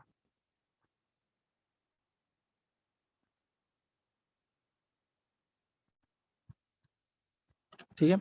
अच्छा एक चीज बताओ, जनरली ये स्टेटमेंट कि सिस्टम हमेशा चाहता है कि अपनी इंटरनल एनर्जी कम करे, इससे थोड़ा गाइडेड मत रहना, मैं बार बार बोल रहा हूँ। इंटरनल एनर्जी का हमेशा कौन प्रोसेस स्पॉन्टेनियस कौन सा है, जिसमें कि यूनिवर्स का एंट्रोपी ग्रेटर देन जीरो। अलग बात है जब यही कांस्टेंट वॉल्यूम कंडीशन कर दो और कांस्टेंट एंट्रोपी कर दो, तो यही पर्टिकुलर प्रोसेस स्पॉन्टेनियस होने का क्राइटेरिया क्या बन जाता है कि internal energy of the system should be less than zero. But this comes under a condition, otherwise इसमें हिडन है। कौन सा चीज हिडन है इसमें? व्हाट इज हिडन जो दिख नहीं रहा है? Constant entropy of volume. Universe should B is, greater than 0। हाँ ये हिडन है इसमें, यही इसके अंदर हिडन है कि इसीलिए इस प्रोसेस को स्पॉन्टेनियस बोला जाएगा। बिकॉज अगर ऐसा कोई इंटरनल एनर्जी कम वाला प्रोसेस होगा तो ही जा करके यूनिवर्स और सिस्टम का एंट्रोपी ग्रेटर देन जीरो आएगा। चलो आगे बढ़ो, स्क्रीनशॉट ले लिया। सर हाँ सर। हाँ बोलो। सर अगर सिस्टम का एनर्जी डिक्रीज हुआ तो फिर सिस्टम के एंट्रोपी फिर भी कांस्टेंट रहेगा बिकॉज हाँ एंट्रोपी हम लोग ने उसको कांस्टेंट मान लिया है ना, ऐसा कोई केस एंट्रोपी कांस्टेंट है? सर क्योंकि फॉर्मूला के अकॉर्डिंग तो अगर सिस्टम का एनर्जी डिक्रीज हुआ तो एंट्रोपी भी डिक्रीज होना चाहिए। क्यों? सर क्योंकि ds is equal to dq by t तो डीक्यू तो क्या था? डीक्यू तो हीट एक्सचेंज था। dq is equal to du ना। कौन सा?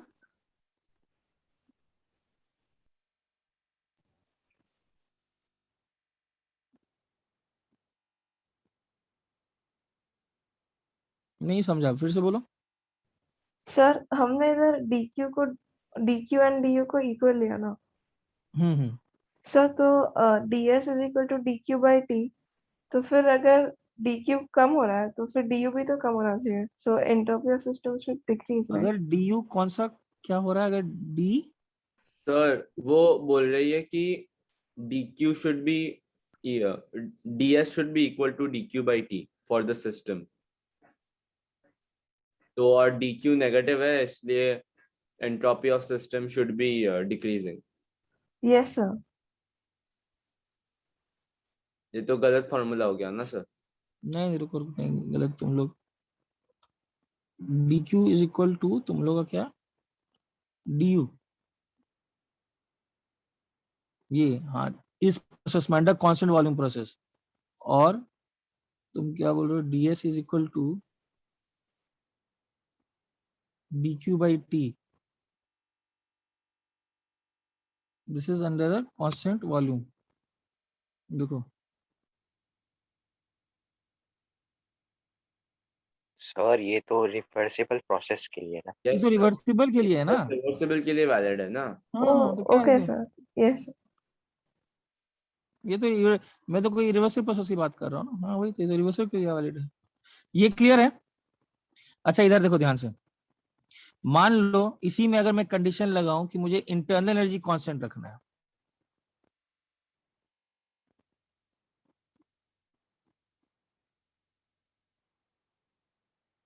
तो क्या होगा बताओ? क्या कंडीशन बनेगा? सर आपने कुछ लिखा है? हाँ लिखा है इंटरनल एनर्जी कांस्टेंट रखना है, तो बताओ क्या होगा? TDS should be greater than equal to 0। That implies DS constant U constant V should be greater than equal to sir अभी भी कंसीडर करें कांस्टेंट वॉल्यूम, नो एडिशनल। हाँ ये पूरा केस किसके अंदर है? पूरा केस किसके अंदर है? Constant volume. अच्छा इसको कैसे इंटरप्रेट करेंगे बताओ? कि अगर इंटरनल एनर्जी कांस्टेंट है और वॉल्यूम भी कांस्टेंट है तो क्या लिख सकते हैं? तब प्रोसेस स्पॉन्टेनियस कब होगा? जब ds is greater than equal to 0। मतलब सिस्टम का एंट्रोपी क्या होना चाहिए? सिस्टम का एंट्रोपी शुड इंक्रीज। इसको केस 2 लिख दे। हाँ ये केस 2। अच्छा एक चीज बताओ, कौन सा ऐसा प्रोसेस होगा इंटरनल एनर्जी भी कांस्टेंट रख दें, वॉल्यूम भी कांस्टेंट रख दें? ऐसा कोई? अच्छा इस सिस्टम को ही मान लो, सिस्टम का इंटरनल एनर्जी, सॉरी यूनिवर्स का इंटरनल कांस्टेंट, इसका वॉल्यूम कांस्टेंट, तो बेसिकली एक तरीके से कौन सा लॉ है ये? वापस वही पहुंच गए, वापस हम लोग वही पहुंच गए, entropy change of system plus universe should be greater than equal to 0। ये सबको क्लियर जो बातें बोल रहा हूँ? Yes sir.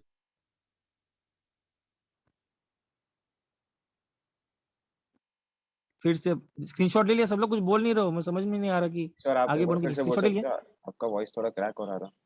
ओके ओके, अच्छा अभी आवाज आ रहा है सबको?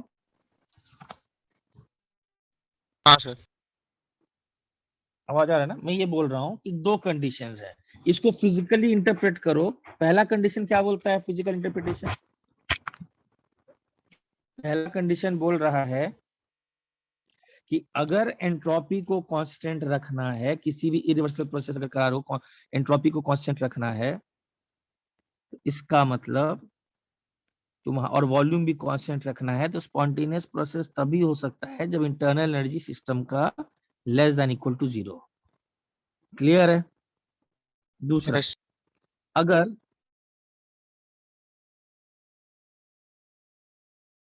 हाँ बोलो, वॉल्यूम कांस्टेंट है और इंटरनल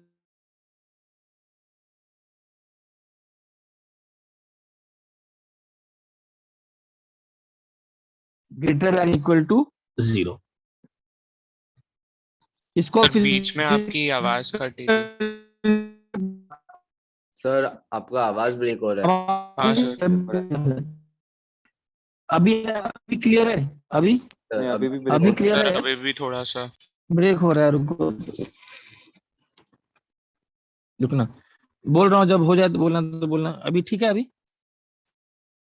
अभी ठीक है कि नहीं? हाँ सर अभी ठीक। हाँ सर अभी ठीक है। ठीक है, अभी ठीक है। हाँ, मैं बोल रहा हूँ कि दो कंडीशंस हम लोगों ने किया। अगर इंटरनल एनर्जी, कोई प्रोसेस इमेजिन करो, ठीक है ना, एनी प्रोसेस, अगर वो कांस्टेंट वॉल्यूम पर हो रहा है, सिस्टम का वॉल्यूम आप कांस्टेंट रख दिए हो, और आप उसका कौन सा प्रोसेस था, एंट्रोपी भी आप कांस्टेंट रख दिए हो, तो कोई भी इरिवर्सिबल प्रोसेस, स्पॉन्टेनियस प्रोसेस का कंडीशन है DUSV should be less than equal to 0। ये क्लियर हुआ?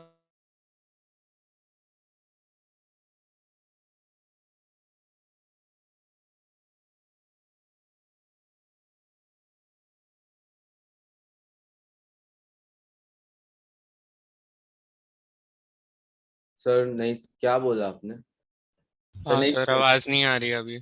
अभी भी क्यों क्या नहीं आ रहा यार, क्या हो रहा है? फिर से समझाओगे? डी ये सुना ही नहीं दिया सर। रहने दिया, मैं ये बोल रहा हूँ। अच्छा इधर देख, पहला वाला क्लियर है, फिजिकल इंटरप्रिटेशन? यस पहला सर। वाला, पहला क्लियर है? हाँ सर। अच्छा, दूसरे को फिजिकली सोचो। नहीं सर ये DUSV लेस देन 0 ना? ओ सर ये तो हाँ फर्स्ट वाला हो गया। हाँ, फर्स्ट वाला हो गया, ठीक है, क्लियर। क्लियर है, हाँ फिजिकली क्लियर है। हाँ, हाँ सर। दूसरा फिजिकली चलते हैं। फिजिकली ये बोलना चाह रहा है कि कोई भी स्पॉन्टेनियस प्रोसेस है, और अगर आप एंट्रोपी, आप सपोज इंटरनल एनर्जी कांस्टेंट रख दिए हो और वॉल्यूम भी कांस्टेंट रख दिए हो, तो एक ही कंडीशन है स्पॉन्टेनियस होने का उस प्रोसेस का, मतलब उस प्रोसेस में कि सिस्टम की एंट्रोपी क्या होनी चाहिए, बढ़नी चाहिए। ये इसका कंडीशन है, क्लियर है? इसका मतलब ये हुआ कि for a system at constant volume,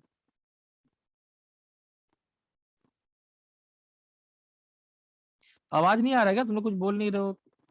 sir आ रहा है आपकी आवाज। आ रहा है हाँ, सर। ठीक है, हाँ, ठीक। सर आप वो हाँ। सेकंड लॉ से आपने रिलेट किया था, बता सकते हो? हाँ वही लिख रहा हूँ, देखो। अच्छा कोई ऐसे सोचो ना, यूनिवर्स को सिस्टम मान लो, तो यूनिवर्स का इंटरनल एनर्जी तो कांस्टेंट है ना?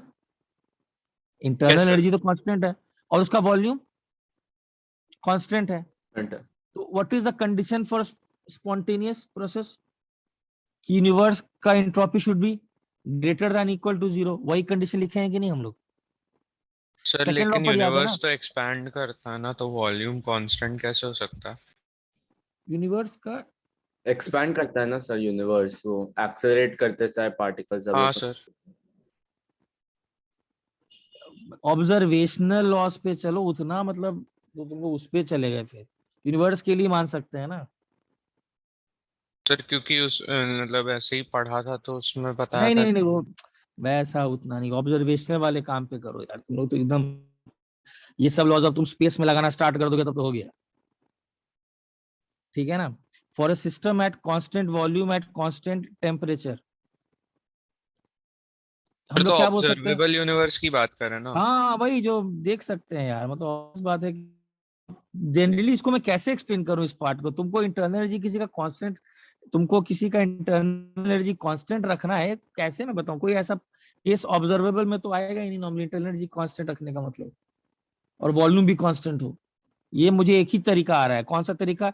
मतलब मैं आपको रियल लाइफ में एक एग्जांपल दे सकता हूँ। कौन सा? यूनिवर्स, ठीक है ना? वही दे सकता हूँ। मुझे कोई तरीका नहीं आ रहा है कि कोई ऐसा है। इसका तो फिर भी दे सकता हूँ फर्स्ट वाले का।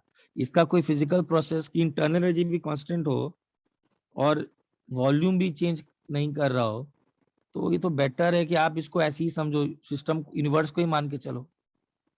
Sir constant volume and constant internal energy ना? हाँ, constant volume and constant internal energy. Basically कौन सा प्रोसेस हो गया? कांस्टेंट वॉल्यूम और कांस्टेंट इंटरनल एनर्जी एक आइसोलेटेड सिस्टम ही हो गया ना?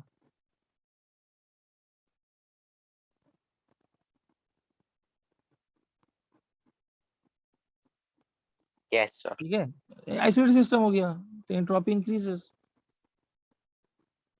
For a spontaneous change.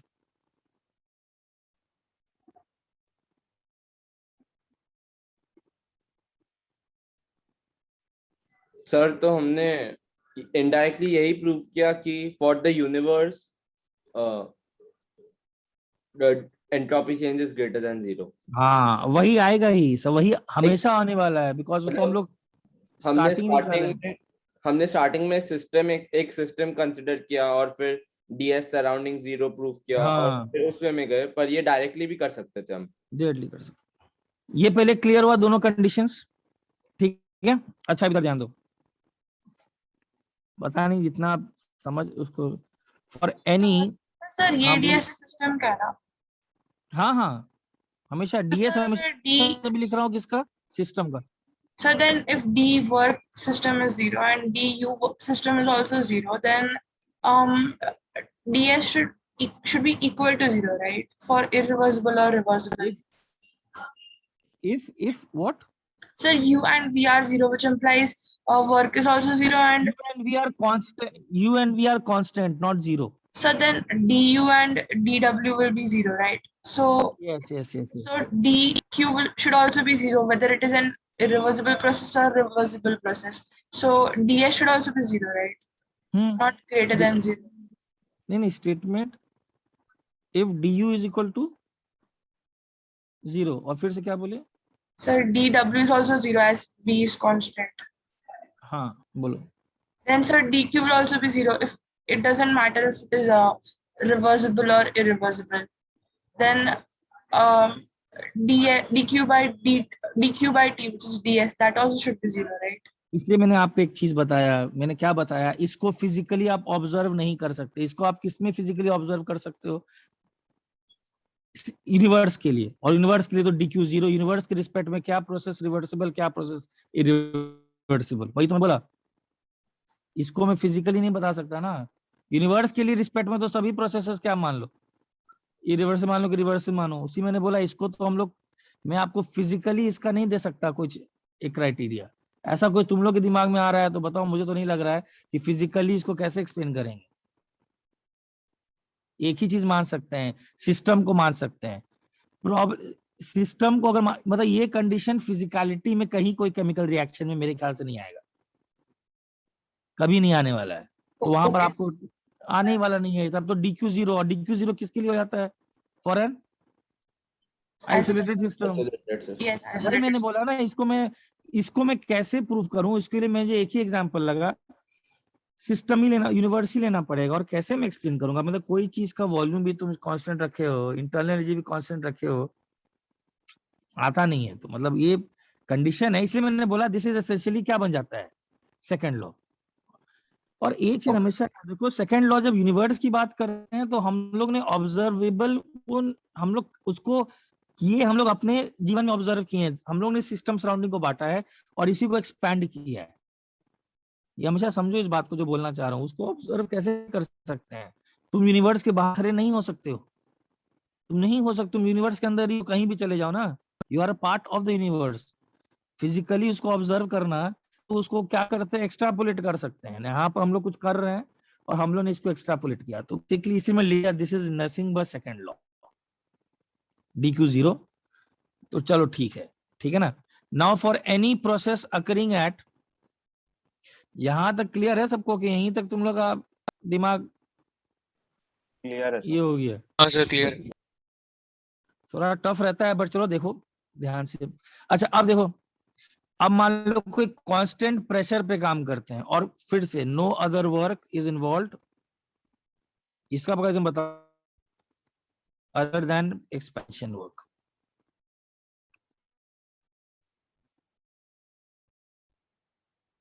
ठीक है, अच्छा इस कंडीशन के अंदर मतलब मुझे अब कांस्टेंट प्रेशर पे काम करना है, तो मैं क्या लिख सकता हूँ? कंडीशन फॉर स्पॉन्टेनियस क्या है?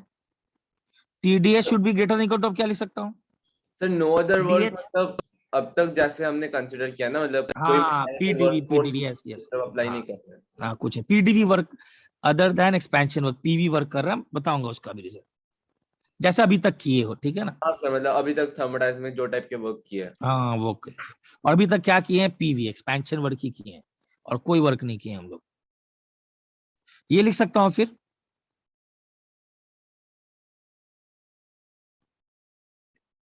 इसका मतलब अगर इसके अंदर इफ एंथैल्पी इज कांस्टेंट, तो what is the condition for spontaneity? बताओ क्या होना चाहिए? DS should be greater than 0, लिख सकता हूं। और अगर इसके अंदर एंट्रोपी इज कांस्टेंट, तो क्या कंडीशन होगा स्पॉन्टेनियस प्रोसेस का?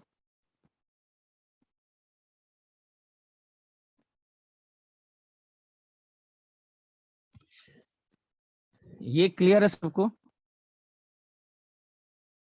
अच्छा इसको फिजिकली इंटरप्रेट कर सकते हो, चलो इसको फिजिकली इंटरप्रेट करो, इसका क्या मतलब है? इसको फिजिकली इंटरप्रेट करो।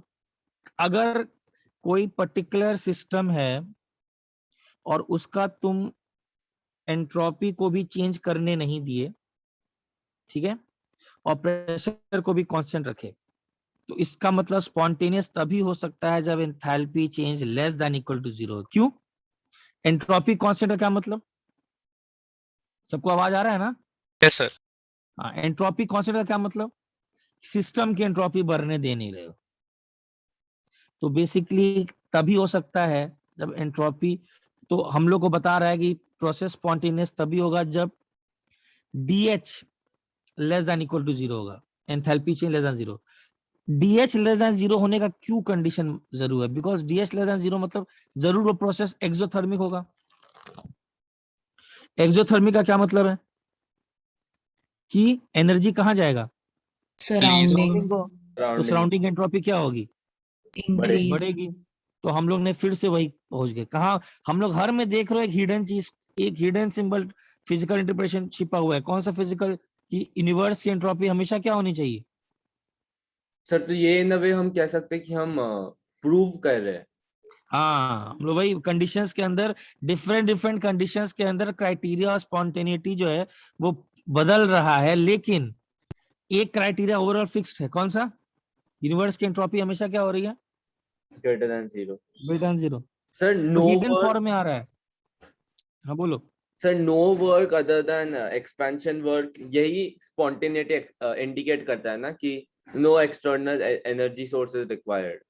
नहीं नहीं नहीं, एडिशनल वर्क का मतलब कुछ और है। I will come to that point. Additional work का मतलब ये हो गया इलेक्ट्रिकल वर्क, कुछ और तरीके का वर्क नहीं करा रहा है। I will come to that point. उसको भी मतलब अभी तक बस इतना लो जैसे पीडीवी कर रहे थे ना, बस उतना ही से लिमिट करो। हाँ सर, नहीं सर, मैं बोल रहा हूँ कि ये जो कोई वर्क नहीं हो रहा है एक्सटर्नल, ये स्पॉन्टेनिटी इंडिकेट करता है क्या कि और हाँ कोई हाँ, एनर्जी नहीं दे रहे नहीं हम नहीं, ये क्यों? वर्क नहीं हो रहा है इस कंडीशन के तहत, ये स्पॉन्टेनिटी रिप्रेजेंट करता है। इस कंडीशन के तहत प्रेशर भी कांस्टेंट होना चाहिए और कोई एडिशनल वर्क नहीं होना चाहिए, तब आप बोल सकते हो कि अगर प्रोसेस को स्पॉन्टेनियस होना है तो एंथैल्पी, अगर ऐसे समझो ना सिंपल सा, अगर तुमने कोई एडिशनल वर्क नहीं किया पीवी वर्क के अलावा, तुम प्रेशर को भी कांस्टेंट रख रहे हो और तुमको एंथैल्पी ऑफ सिस्टम भी कांस्टेंट रखना है, तब प्रोसेस के स्पॉन्टेनियस होने का कंडीशन है enthalpy should be less than equal to 0, change in enthalpy. अब बताओ क्या है इसमें डाउट? ये तीनों कंडीशन मिलेंगे तो ये कंडीशन लिख सकता हूं। तीनों कंडीशन, कांस्टेंट प्रेशर भी होना चाहिए, एडिशनल वर्क भी नहीं होना चाहिए अदर देन पीवी वर्क। क्या होता है वो आगे बताएंगे अभी। और ये दोनों कंडीशन के तहत अगर तुम एंट्रोपी को भी क्या रख रहे हो, कांस्टेंट रख रहे हो, तब तुम ये बोल सकते हो कि क्राइटेरिया स्पॉन्टेनियस प्रोसेस का है कि DH should less than equal to 0। और इसका इंटरप्रिटेशन क्या, ये तो मेरे ख्याल से सब कर लोगे। इसका भी इंटरप्रिटेशन, हाँ सर, अगर H कांस्टेंट constant- प्रेशर पे होना चाहिए तो इसका मतलब क्या होना चाहिए? सर H कांस्टेंट मतलब dq इक्वल टू 0, इसलिए ds सराउंडिंग इक्वल टू 0। तो इसका मतलब जरूर एंट्रोपी सिस्टम का क्या होना चाहिए, बढ़ना चाहिए। मतलब ये भी इसके अंदर भी हिडन है। कौन सा चीज हिडन है?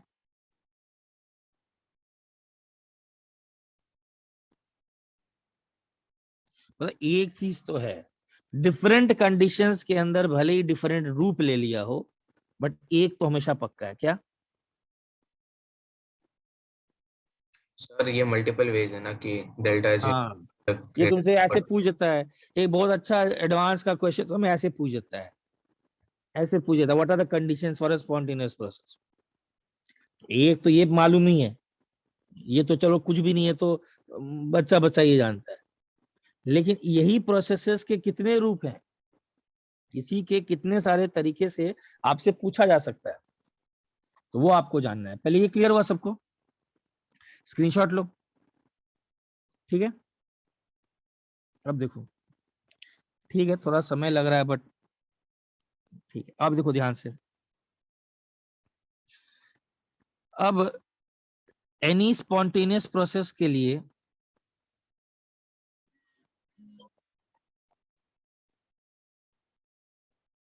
हम लोगों ने क्या लिखा, TDS should be greater than equal to DQ, ठीक है।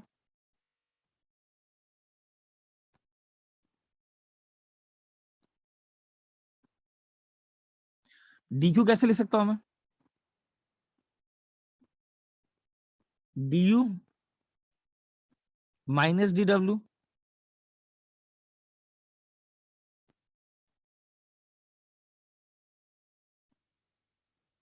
और DW कैसे लिख सकता हूं?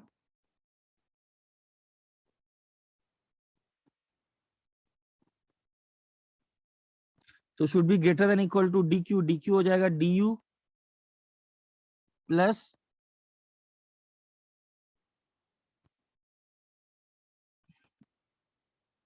मतलब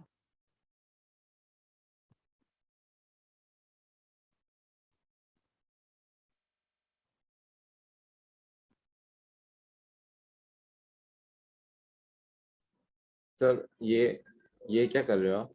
रुको ना, बताने तो दो, करने तो दो पहले। ये लिख सकता हूँ पहले, फॉर एनी स्पॉन्टेनियस प्रोसेस, यहां तक तो ठीक है, इसमें तो कोई लोड नहीं होना चाहिए ना। नहीं सर, ये तो क्या, इसमें तो मेरे ख्याल से कोई भी स्पॉन्टेनियस प्रोसेस का कंडीशन, जनरल कंडीशन, ये लिख सकता हूँ। सर P ऑपोजिशन है ना, मतलब हाँ एक्सटर्नल, हाँ एक्सटर्नल। ये लिख सकता हूँ, ठीक है। अच्छा अब देखो ध्यान से, कोई भी स्पॉन्टेनियस, और यही से इसी में डालो ना, इसमें एक बार u को कांस्टेंट रखो, अपने आप मिल जाएगा। इसी में तुम u को कांस्टेंट रखो तो du क्या हो जाता है। तुम एक काम कर देता हूं बस, मान लो इसी से पूरे केसेस आए हैं। एक केस क्या आया है सर, u कांस्टेंट और v कांस्टेंट, तो इसका मतलब क्या हो गया, कंडीशन क्या बन गया, minus T ds should be greater less than equal to 0, मतलब ds शुड बी, यही लिखे थे ना हम लोग कंडीशन, याद आ रहा है यस सर। है ना। तो इसी से आया है सब, ये मैंने जनरल लिख दिया। अब देखो ध्यान से, सपोज हम लोग को मालूम है for any spontaneous process this should be condition, if we consider constant temperature, constant pressure conditions. Thermodynamics थोड़ा ध्यान से थोड़ा देखना पड़ता है, ठीक है ना, ये थोड़ा है चैप्टर वाइज, में पहले बता दे, टफ चैप्टर होता है थोड़ा समझने में, इनफैक्ट बहुत टफ लगता है। अगर सही से प्रैक्टिस करो, न्यूमेरिकल्स करो, थोड़ा सा चिंतन भी करना पड़ता है, बहुत ज्यादा सोचना पड़ता है इसमें। अगर ये काम कर दिया तो यही एक्सप्रेशन कैसे ले सकता हूं मैं, du प्लस dpv ले सकता हूं, अंदर में p ले सकता हूं। तो du 0 हो जाएगा ना अगर कांस्टेंट टेम्परेचर है तो। ऐसा केसेस नहीं आ सकते हैं क्या, constant temperature constant pressure conditions किस में आते हैं, बताओ किस में आते हैं ये, केमिकल रिएक्शन। केमिकल रिएक्शन, हम लोग उसी बात करना है, ठीक है ना, केमिकल रिएक्शन।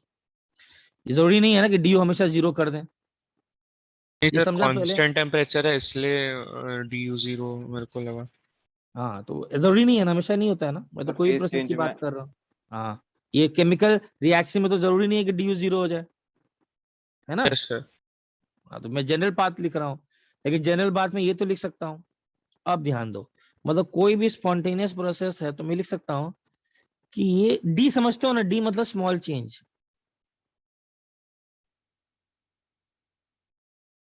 ये लिख सकता हूँ। Yes sir.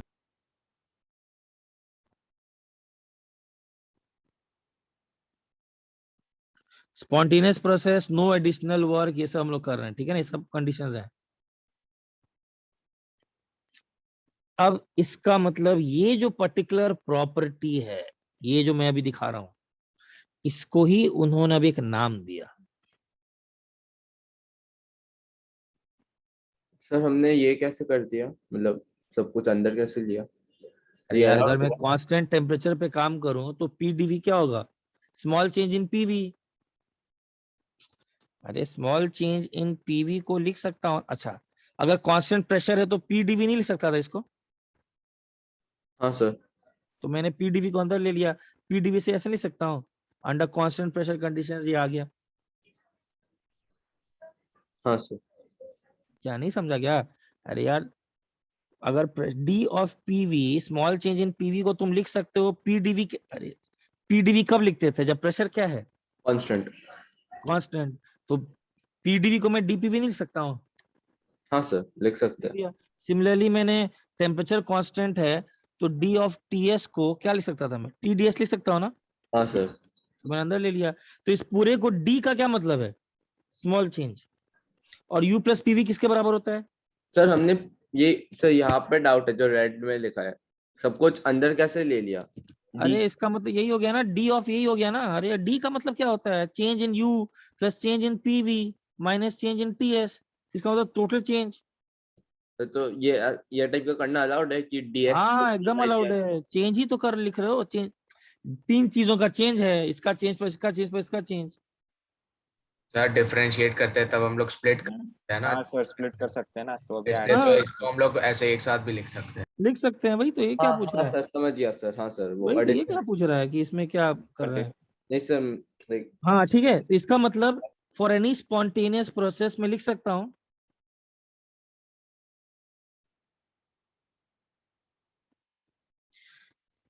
अब ध्यान से देखना, फॉर एनी, अगर कोई प्रोसेस स्पॉन्टेनियस है तो उसका जो ये चेंज है, किस चीज का change, H minus T S, इसमें जो चेंज आ रहा है, this should be less than equal to 0, और इसी को उठा करके साइंटिस्ट लोग ने एक नाम दे दिया,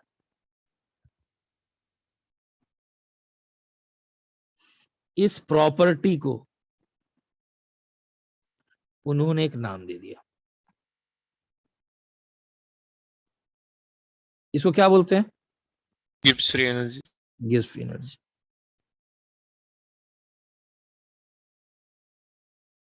मतलब कोई, पहले इतना स्क्रीनशॉट लो। It is an extensive property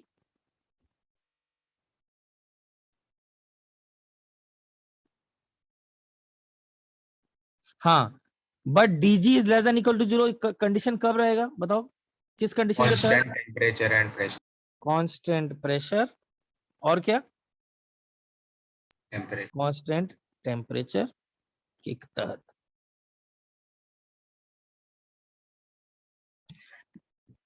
conditions बहुत सारे हैं। तुम बोलोगे sir what was the use of getting this? Generally chemistry पढ़ाई कर रहे हो तो केमिस्ट्री में हम लोग को ज्यादा किससे कंसर्न होगा? केमिकल रिएक्शन से, है ना। हम लोग का जो फिजिक्स के लिए अलग है, उसके लिए अलग है। हम लोग को तो केमिस्ट्री करना है। केमिस्ट्री के लिए हम लोग का ज्यादा कंसर्न होगा chemical reactions. Chemical reactions generally किस में कराए जाते हैं? प्रेशर बाहर का कांस्टेंट, टेम्परेचर भी कांस्टेंट। तो हम लोग कौन से कंडीशन से हम लोग को ज्यादा मतलब है? कांस्टेंट टेम्परेचर और कांस्टेंट प्रेशर। कहने का मतलब ये कि अगर कांस्टेंट टेम्परेचर और कांस्टेंट प्रेशर पे कोई काम हो रहा है तो स्पॉन्टेनिटी का कारण क्या होगा? कि उस पर्टिकुलर सिस्टम का DG should be less than equal to 0। अच्छा, एक और चीज का एक और प्रैक्टिकल एप्लीकेशन है, पता नहीं समझ पा रहे हो कि नहीं। कोई भी प्रोसेस, अब तुम केमिकल रिएक्शन स्पॉन्टेनियस है कि नॉन स्पॉन्टेनियस है, तुम जा करके सराउंडिंग का एंट्रोपी निकालना बहुत मुश्किल होता है। तो तुम क्या करते हो? अरे सर एक क्या बार बार एक्सपेरिमेंट करके सराउंडिंग का एंट्रोपी देखें। गिब्स ने सोचा क्यों ना मैं सिस्टम का ही क्राइटेरिया देख करके ये पता लगा पाऊं कि प्रोसेस स्पॉन्टेनियस है कि नॉन स्पॉन्टेनियस है। समझा क्या लाइन बोला? गिब्स ने ये सोचा क्यों ना मैं सिस्टम का ही क्राइटेरिया देख करके पता लगाऊं कि कोई पर्टिकुलर प्रोसेस स्पॉन्टेनियस है कि नॉन स्पॉन्टेनियस है। कौन जा करके हर एक, अब तुम्हारे पास कोई भी केमिकल रिएक्शन अगर आएगा, मान लो तुमको A+B और C+D बनाना है, तुमको अगर इस, अच्छा A+B का तुमको मालूम है वैल्यू H - TS का वैल्यू मालूम होगा, या ऐसे समझो तुम माइंड में मान लो A+B से C+D माइंड में एक रिएक्शन कराओ, इस रिएक्शन का डेल्टा जी कैसे लिखेंगे बताओ? कैसे लिखेंगे? नेक्स्ट पेज पे जाओ। Yes sir. एक मिनट सर, प्रीवियस। देखो ध्यान से सुनो इसको।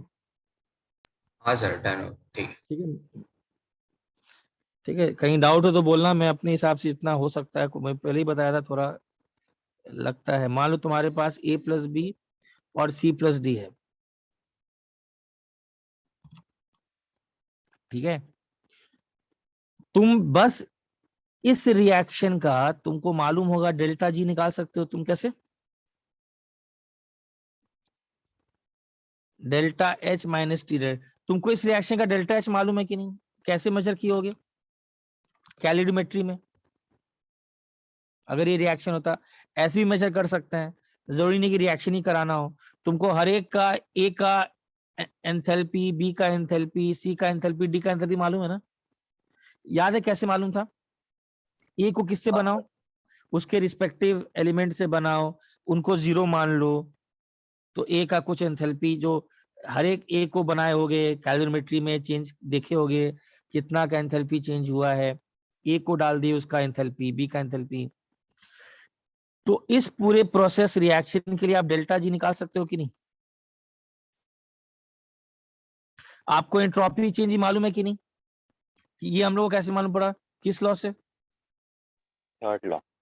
थर्ड लॉ से। तो अगर मुझे कोई रिएक्शन है थॉट में, देखो साइंटिस्ट ऐसे करते हैं, वो A+B मान लो CH4+O2 और CO2 और H2O बन रहा है, वो इस प्रोसेस का डेल्टा जी निकालते हैं, ठीक है। और डेल्टा जी निकालते हैं। अगर डेल्टा जी लेस देन 0 आता है तो इसका क्या मतलब हुआ कि प्रोसेस क्या है, केमिकल रिएक्शन इज स्पॉन्टेनियस। और अगर ये ग्रेटर देन 0 आएगा तो इसका मतलब the reaction is non spontaneous. तो बेसिकली क्राइटेरिया डिसाइड करने के लिए क्राइटेरिया हम लोग के पास बन गया जो हम लोग को हमेशा बता सकता है कि कोई भी पर्टिकुलर केमिकल रिएक्शन स्पॉन्टेनियस है कि नॉन स्पॉन्टेनियस है। और वो कंडीशन क्या है, that what is that criteria, delta G less than 0। हाँ मतलब बेसिकली लिख सकता हूं at constant pressure, temperature, chemical reactions are spontaneous in the direction of decreasing Gibbs sir energy। हाँ बोलो। A+B to C+D के बाद जो समझाया आप वो फिर से समझाओ कि समझ नहीं आ रहा है। मैं ये बोल रहा हूँ कि तुमको कोई रिएक्शन अगर है A+B और C+D, तुमको इस रिएक्शन का डेल्टा अगर A से B C+D में जाता तो इस रिएक्शन का डेल्टा एच तुमको मालूम है? Yes sir. डेल्टा एच भी तुमको मालूम है कैसे? थर्ड लॉ सबका एंट्रोपी बता चुका है। डेल्टा एस, हाँ सर। डेल्टा एस क्या होगा, सी का एंट्रोपी प्लस डी का एंट्रोपी माइनस ए का एंट्रोपी माइनस बी का एंट्रोपी, यही डेल्टा एस होगा ना। हाँ सर।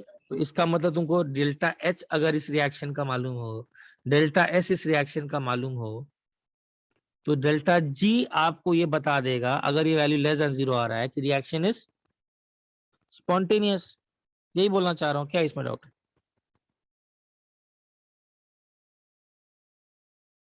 ये क्लियर है? मतलब sir like Gibbs free energy को इसमें में डिफाइन ही किया है ना, H माइनस TS। हाँ, तो क्राइटेरिया फॉर स्पॉन्टेनियस प्रोसेस क्या है कि कोई भी एनर्जी लेस देन 0 होना चाहिए। सर लाइक तुमको delta S, but sir this is only valid for constant pressure and constant हाँ लिख तो दिया मैंने लिख तो दिया। कांस्टेंट प्रेशर और कांस्टेंट टेम्परेचर पे हम लोग ये बात बोल सकते हैं। क्लियर है? ये निकाल के बोलो। फायदा क्या हुआ? पता, हाँ ये निकाल के सबसे पहला फायदा ये हुआ कि स्पॉन्टेनियस प्रोसेस अगर है तो फायदा ये हुआ कि आप उससे एनर्जी एक्सट्रैक्ट करके काम करा सकते हो। ठीक है ना, आप उसको मालूम पड़ गया कि प्रोसेस के अंदर ये खुद होने का टेंडेंसी रखता है। मतलब अगर मैं ये रिएक्शन कराऊं A+B जाना चाहेगा C+D, तो इस रिएक्शन से हम लोग को पास एनर्जी एक्सट्रैक्ट किया जा सकता है और इस एनर्जी से, इस केमिकल रिएक्शन से हम लोग बहुत सारे चीजें कर सकते हैं। सर हाँ बोलो। सर डेल एस ऐसे निकाल सकते हैं और SB plus SC minus SC minus SB। हम लोग वैसे ही निकालते हैं डेल एस, हम लोग वैसे ही निकाल रहे हैं डेल एस। अच्छा चलो ओके एक सर। है ना। अच्छा अब देखो, ध्यान से देखो, ध्यान से। तो कहने का मतलब ये है, मैं तुमको एक एग्जांपल देता हूँ, अभी भी समय है, थोड़ा लगेगा, लगता है क्लास चलेगा आगे, बिकॉज आप लोग को थोड़ा सर 9:45 का ही दूसरा क्लास है। हाँ मतलब मैं बोल रहा हूँ कि एक और क्लास लेना पड़ेगा थोड़ा। ठीक है, समझो, थोड़ा समझाने में थोड़ा समय लगता है इसमें। चलो एग्जांपल लेते हैं। कंसिडर द, एक्स्ट्रा ले सकते हो चाहिए तो। हाँ सर, कल लेना है तो ले सकते हो। नहीं कल तो मेरा ऐसे ही बहुत पैक्ड है यार, मेरा ऐसे ही बहुत पैक्ड है, मैं 3-4 ऐसे ही ले रहा हूँ यार, तो वो भी 2-2 घंटा का, इसीलिए कोई लोड मतलब। ठीक है, ध्यान से देखो, मैं चाहता भी हूँ कि ठीक है आराम से समझो, मुझे कोई इसमें प्रॉब्लम नहीं, बिकॉज बहुत इंपॉर्टेंट पार्ट चल रहा है। होता क्या है, मैं जो बोलूं और आप जो समझो उसमें थोड़ा गैप पता नहीं रह जाता है, मैं बार बार, और वो होता भी है स्टूडेंट और टीचर के बीच में। बहुत हद तक मैं जो बोलना चाह रहा हूँ बातें आपको पूरा थोड़ा सा इम्प्योरिटी फॉर्म में मिल जाए, तो मैं उसी लिए क्वेश्चन से समझने की कोशिश करता हूँ जितना हो सके, तो समय इसीलिए लगता है। अच्छा चलो, अभी भी समय है, हम लोग चलो कंसिडर द, हम लोग डेल्टा जी का यूज करके let us predict the spontaneity. Delta G हम लोग को बस क्या बताएगा कि पर्टिकुलर रिएक्शन स्पॉन्टेनियस है कि नहीं है।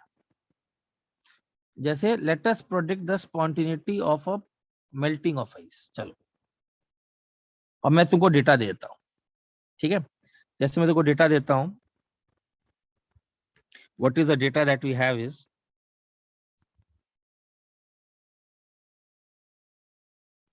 इस डेटा को लिखो।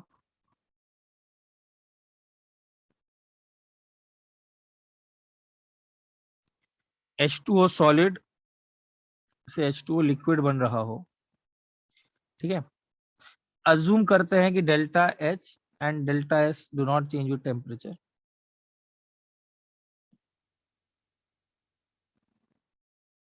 ठीक है। अच्छा, टेम्परेचर इसका डेल्टा H नॉट का वैल्यू दिया हुआ है 6.03 इंटू 10⁻³ जूल पर मोल। इस रिएक्शन का डेल्टा S नॉट दिया हुआ है वैल्यू 22.1 जूल। ठीक है। अच्छा मुझे बताओ टेम्परेचर, सिंपल सा question, at temperature -10 degree centigrade is the reaction spontaneous और नॉन स्पॉन्टेनियस? कैसे करेंगे हम लोग? क्या निकालेंगे इस रिएक्शन का? Delta G not. ये वैल्यू कुछ भी आएगा, निकाल के देखो कितना आ रहा है, पॉजिटिव आ रहा है कि नेगेटिव आ रहा है। ये रिएक्शन हम लोग को आ रहा होगा, ये रिएक्शन आ रहा होगा शायद 2.2 10⁻⁴ पॉजिटिव आ रहा है। पॉजिटिव। इसका मतलब हम लोग को डेल्टा जी ये बता दिया कि ये रिएक्शन -10 डिग्री सेंटीग्रेड पर। अच्छा, और डेल्टा जी नॉट मतलब प्रेशर कितना? प्रेशर कितना? 1 एटमॉस्फेयर। ये सब ध्यान देना। मतलब ये रिएक्शन -10 डिग्री सेंटीग्रेड पर और 1 एटमॉस्फेयर पर क्या है? Non spontaneous. Non spontaneous. अच्छा, T is equal to 10 degree centigrade रखते हैं, बताओ क्या होगा? डेल्टा जी नॉट का वैल्यू नेगेटिव आ रहा है। ये आएगा -2.2 इंटू 10⁻²। इससे हम लोग क्या पता चला कि यही H2O सॉलिड का this transformation H2O solid at 1 atmosphere, देखो सब कुछ ध्यान से लिखना, 10 degree centigrade to H2O solid 1 atmosphere, sorry H2O liquid, this process is spontaneous. Clear है? अब टेम्परेचर 0 डिग्री सेंटीग्रेड पर क्या होगा मान लो, बताओ क्या होगा? इक्विलिब्रियम। हाँ, temperature 0 degree, delta G naught का वैल्यू कितना आ रहा है? 0 आएगा ना। 0। इसका क्या मतलब है? What does this mean? दोनों फेजेस 0 इक्विलिब्रियम में। डिग्री, यस, यहीं से हम लोग थोड़ा इक्विलिब्रियम पे अब जा रहे हैं। इस पॉइंट का मतलब है कि 1 एटमॉस्फेयर और 0 डिग्री सेंटीग्रेड पर बोथ द फेजेस, में लिखाऊंगा अभी ये लाइन, एक साथ को एग्जिस्ट कर सकते हैं। यूनिवर्स को ना सॉलिड से ज्यादा प्यार है, ना उस समय लिक्विड से ज्यादा प्यार है, वो दोनों को आराम से देख रहा है। एक्चुअली में क्या हो रहा होगा? Delta G naught is equal to 0 पे क्या हो रहा होगा? मुझे बताओ इस प्रोसेस में क्या हो रहा होगा? जब जितना लिक्विड फॉर्म हो रहा होगा उतना ज्यादा सॉलिड नहीं, बन रहा और होगा। इसको फिजिकली और एंट्रोपी के टर्म में सोचो क्या हो रहा होगा? 0। एंट्रोपी 0 किस चीज का है? हाँ, 0 यूनिवर्स का 0 मतलब एक्चुअली में क्या हो रहा होगा? जितना सराउंडिंग का एंट्रोपी, ये प्रोसेस क्या है? एंडोथर्मिक है कि एक्सोथर्मिक है? एंडोथर्मिक। हाँ, और मैं मान के चल रहा हूं कि डेल्टा एच और delta S do not change with temperature much. तो सॉलिड से लिक्विड के बारे में आपको मालूम है कि एंडोथर्मिक है। तो अगर ये एंडोथर्मिक प्रोसेस है तो एंट्रोपी चेंज सराउंडिंग का क्या हो रहा है? नेगेटिव की पॉजिटिव?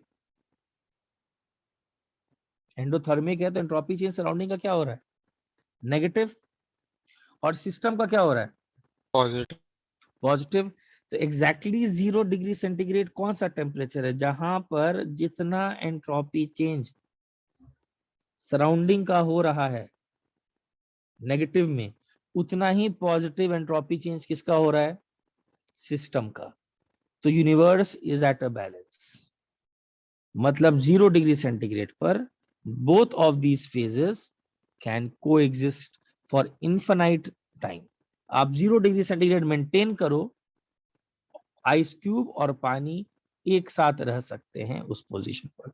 मतलब इसी को हम लोग क्या बोलते हैं, पूछे था ना डेल्टा जी जीरो का क्या मतलब है, क्या मतलब इसका? सर इससे आप केमिकल इक्विलिब्रियम पे जाओगे धीरे धीरे। हाँ, इक्विलिब्रियम पे अब धीरे धीरे निकल रहा हूँ, शिफ्ट करूंगा, यहीं से हम लोग को अब इक्विलिब्रियम पे जाना है। मतलब हम लोग को मालूम पड़ गया कि डेल्टा, ये जो वैल्यू है ये कौन सा वैल्यू है, this is value of equilibrium. लिखो इस पॉइंट को, स्क्रीनशॉट लिए? सर बाद में बता देना ना जब चैप्टर को स्प्लिट कर रहे हो तो। हाँ हाँ बता दो। सर सर आप फिर सर से ये बताओगे हाँ इक्विलिब्रियम बोलो। पॉइंट? हाँ हाँ बोलो। सर आप इक्विलिब्रियम का पॉइंट हाँ, फिर इसका से स्क्रीनशॉट ले लिए। मैं ये बोल रहा हूँ कि H2O सॉलिड, बताओगे?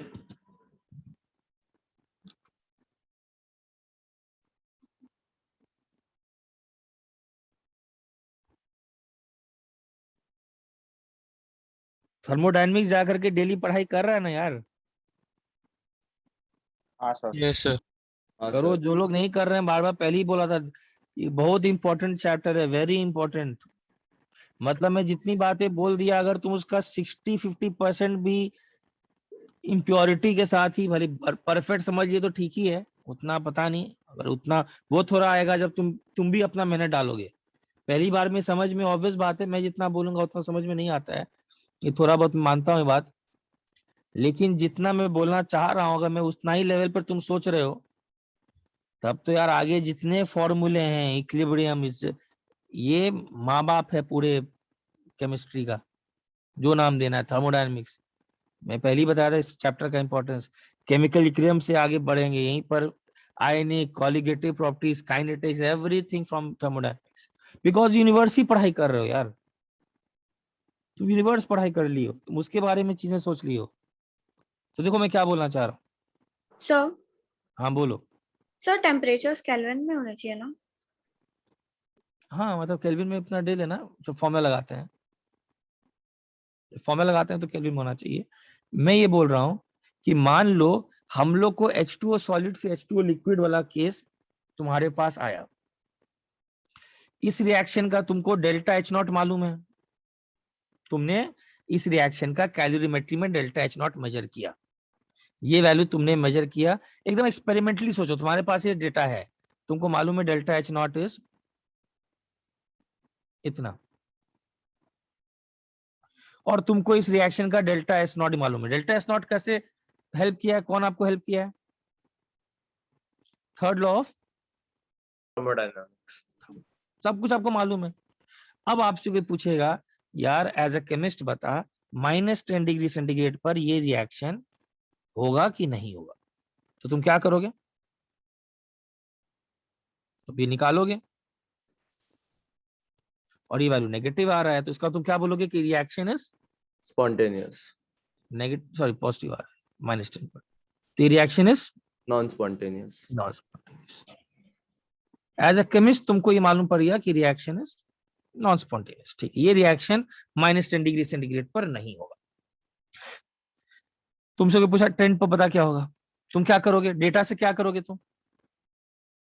वही सेम चीज सेम फॉर्मूला। चीज लगाओगे। तुम्हारे पास डेल्टा H नॉट मालूम है, नेगेटिव तुमको मालूम है, तुम बताओगे रिएक्शन क्या है? स्पॉन्टेनियस। तुमको बोलेगा यार 0 डिग्री सेंटीग्रेड बता क्या हो, 0 डिग्री सेंटीग्रेड पे डेल्टा G नॉट 0 आ रहा है, इसका क्या मतलब है? डेल्टा G नॉट 0 आने का मतलब है इस पर्टिकुलर प्रोसेस पर अगर तुम delta S of process is endothermic, इसका मतलब 0 डिग्री सेंटीग्रेड पर एंट्रोपी सराउंडिंग का क्या हो रहा है, घट रहा है कि बढ़ रहा है? घट रहा है, डिक्रीज हो रहा है। तो 0 डिग्री सेंटीग्रेड पर ऐसा हो रहा होगा कि जितना एंट्रोपी सिस्टम का बढ़ रहा है, अरे सॉलिड से लिक्विड जा रहा है ना, हाँ सर। उतना ही कॉरेस्पॉन्डिंग नेगेटिव चेंज यूनिवर्स के एंट्रोपी में आ रहा होगा। मतलब यूनिवर्स का एंट्रोपी इस पर्टिकुलर टेम्परेचर पे क्या होगा? 0। 0। कहने का मतलब इस पर्टिकुलर टेम्परेचर पे तुमसे पूछेगा बता 0 डिग्री सेंटीग्रेड पे रखेंगे तो क्या होगा? अगर इसी रिएक्शन को H2O सॉलिड को, तो अब तुम बोलोगे एज अ केमिस्ट यार इस पर्टिकुलर टेम्परेचर पे बोथ द फेजेस क्या लिख सकते हैं? कोएग्जिस्ट। सर हाँ लिखो, बोलो। सर हम बोल सकते हैं कि रिवर्सिबल रिएक्शंस के लिए change in entropy of the universe is 0। हाँ यस। सर पर रिवर्सिबल रिएक्शंस तो हाइपोथेटिकल होते हैं, तो फिर इक्विलिब्रियम कंडीशन भी हाइपोथेटिकल ही होते हैं। ये केमिकल कौन सा? Reversible reactions, reversible processes hypothetical होते हैं, रिवर्सिबल रिएक्शंस नहीं। Reversible Okay. रिएक्शन इक्विलिब्रियम का बहुत बड़ा काम है। प्रोसेस और रिएक्शन में क्या है? Yes sir. हाँ अंतर है। हम लोग पढ़ते हैं केमिकल इक्विलिब्रियम, उसी पे तो जाना चाह रहा हूँ मैं, और धीरे हो गया हूँ, उसी सर पॉइंट पे तो तो जाना चाह रहा हूँ। सर तो कंडीशन फॉर इक्विलिब्रियम तो हाइपोथेटिकल नहीं है ना? नहीं नहीं नहीं, फॉर प्रोसेस अगर देखा जाए, प्रोसेस रिवर्सिबल मतलब कोई रिएक्शन नहीं हो रहा हो तब तो रिवर्सिबल प्रोसेस करना मुश्किल है, बट कोई केमिकल रिएक्शन हो रहा हो, अभी केमिकल रिएक्शन हो रहा है कोई, तब इट कैन अटेन इक्विलिब्रियम। अब मैं Okay. इस इक्विलिब्रियम की बात कर रहा हूँ। हाँ बोलो। Sir H2O liquid to H2O gas जब होता है तब डेल्टा जी 0 तब होगा ना, 100 डिग्री सेल्सियस पे होगा ना। हाँ यस, लिख लो, there is no driving force in either direction.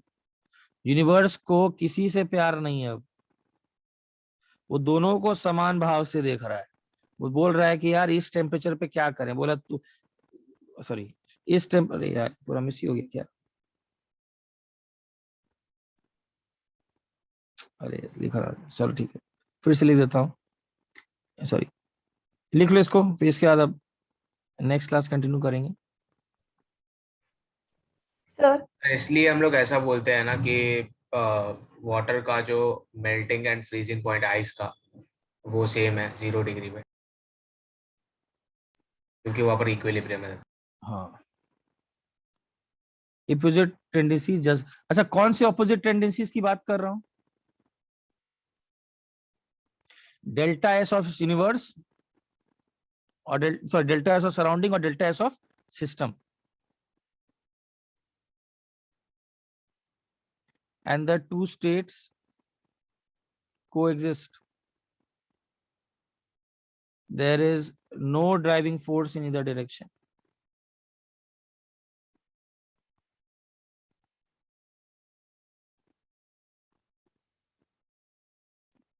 Sir And हाँ बोलो बोलो। सर अगर रिवर्सिबल प्रोसेसेस ही हाइपोथेटिकल होता है तो फिर why does water change into ice and ice changes into water? This is not a process, this is a chemical reaction. Okay. बोल तो दिया, कितनी बार एक ही चीज बोलूं, दोनों में पूरा ये भी एक इम्पोर्टेंस है कि रिएक्शन हो रहा है कि क्या हो रहा है।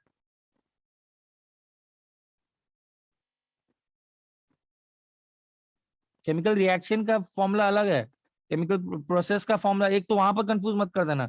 ये फॉर्मूला किससे लगाते हैं? Delta S equal to NCV T final by T initial, process के लिए। और लास्ट टाइम थर्मोडायनेमिक्स में पूरा ले गए थे यहां से लेकर के थर्ड लॉ तक, रिलेटिव फॉर्मूला क्यों नहीं लगा है?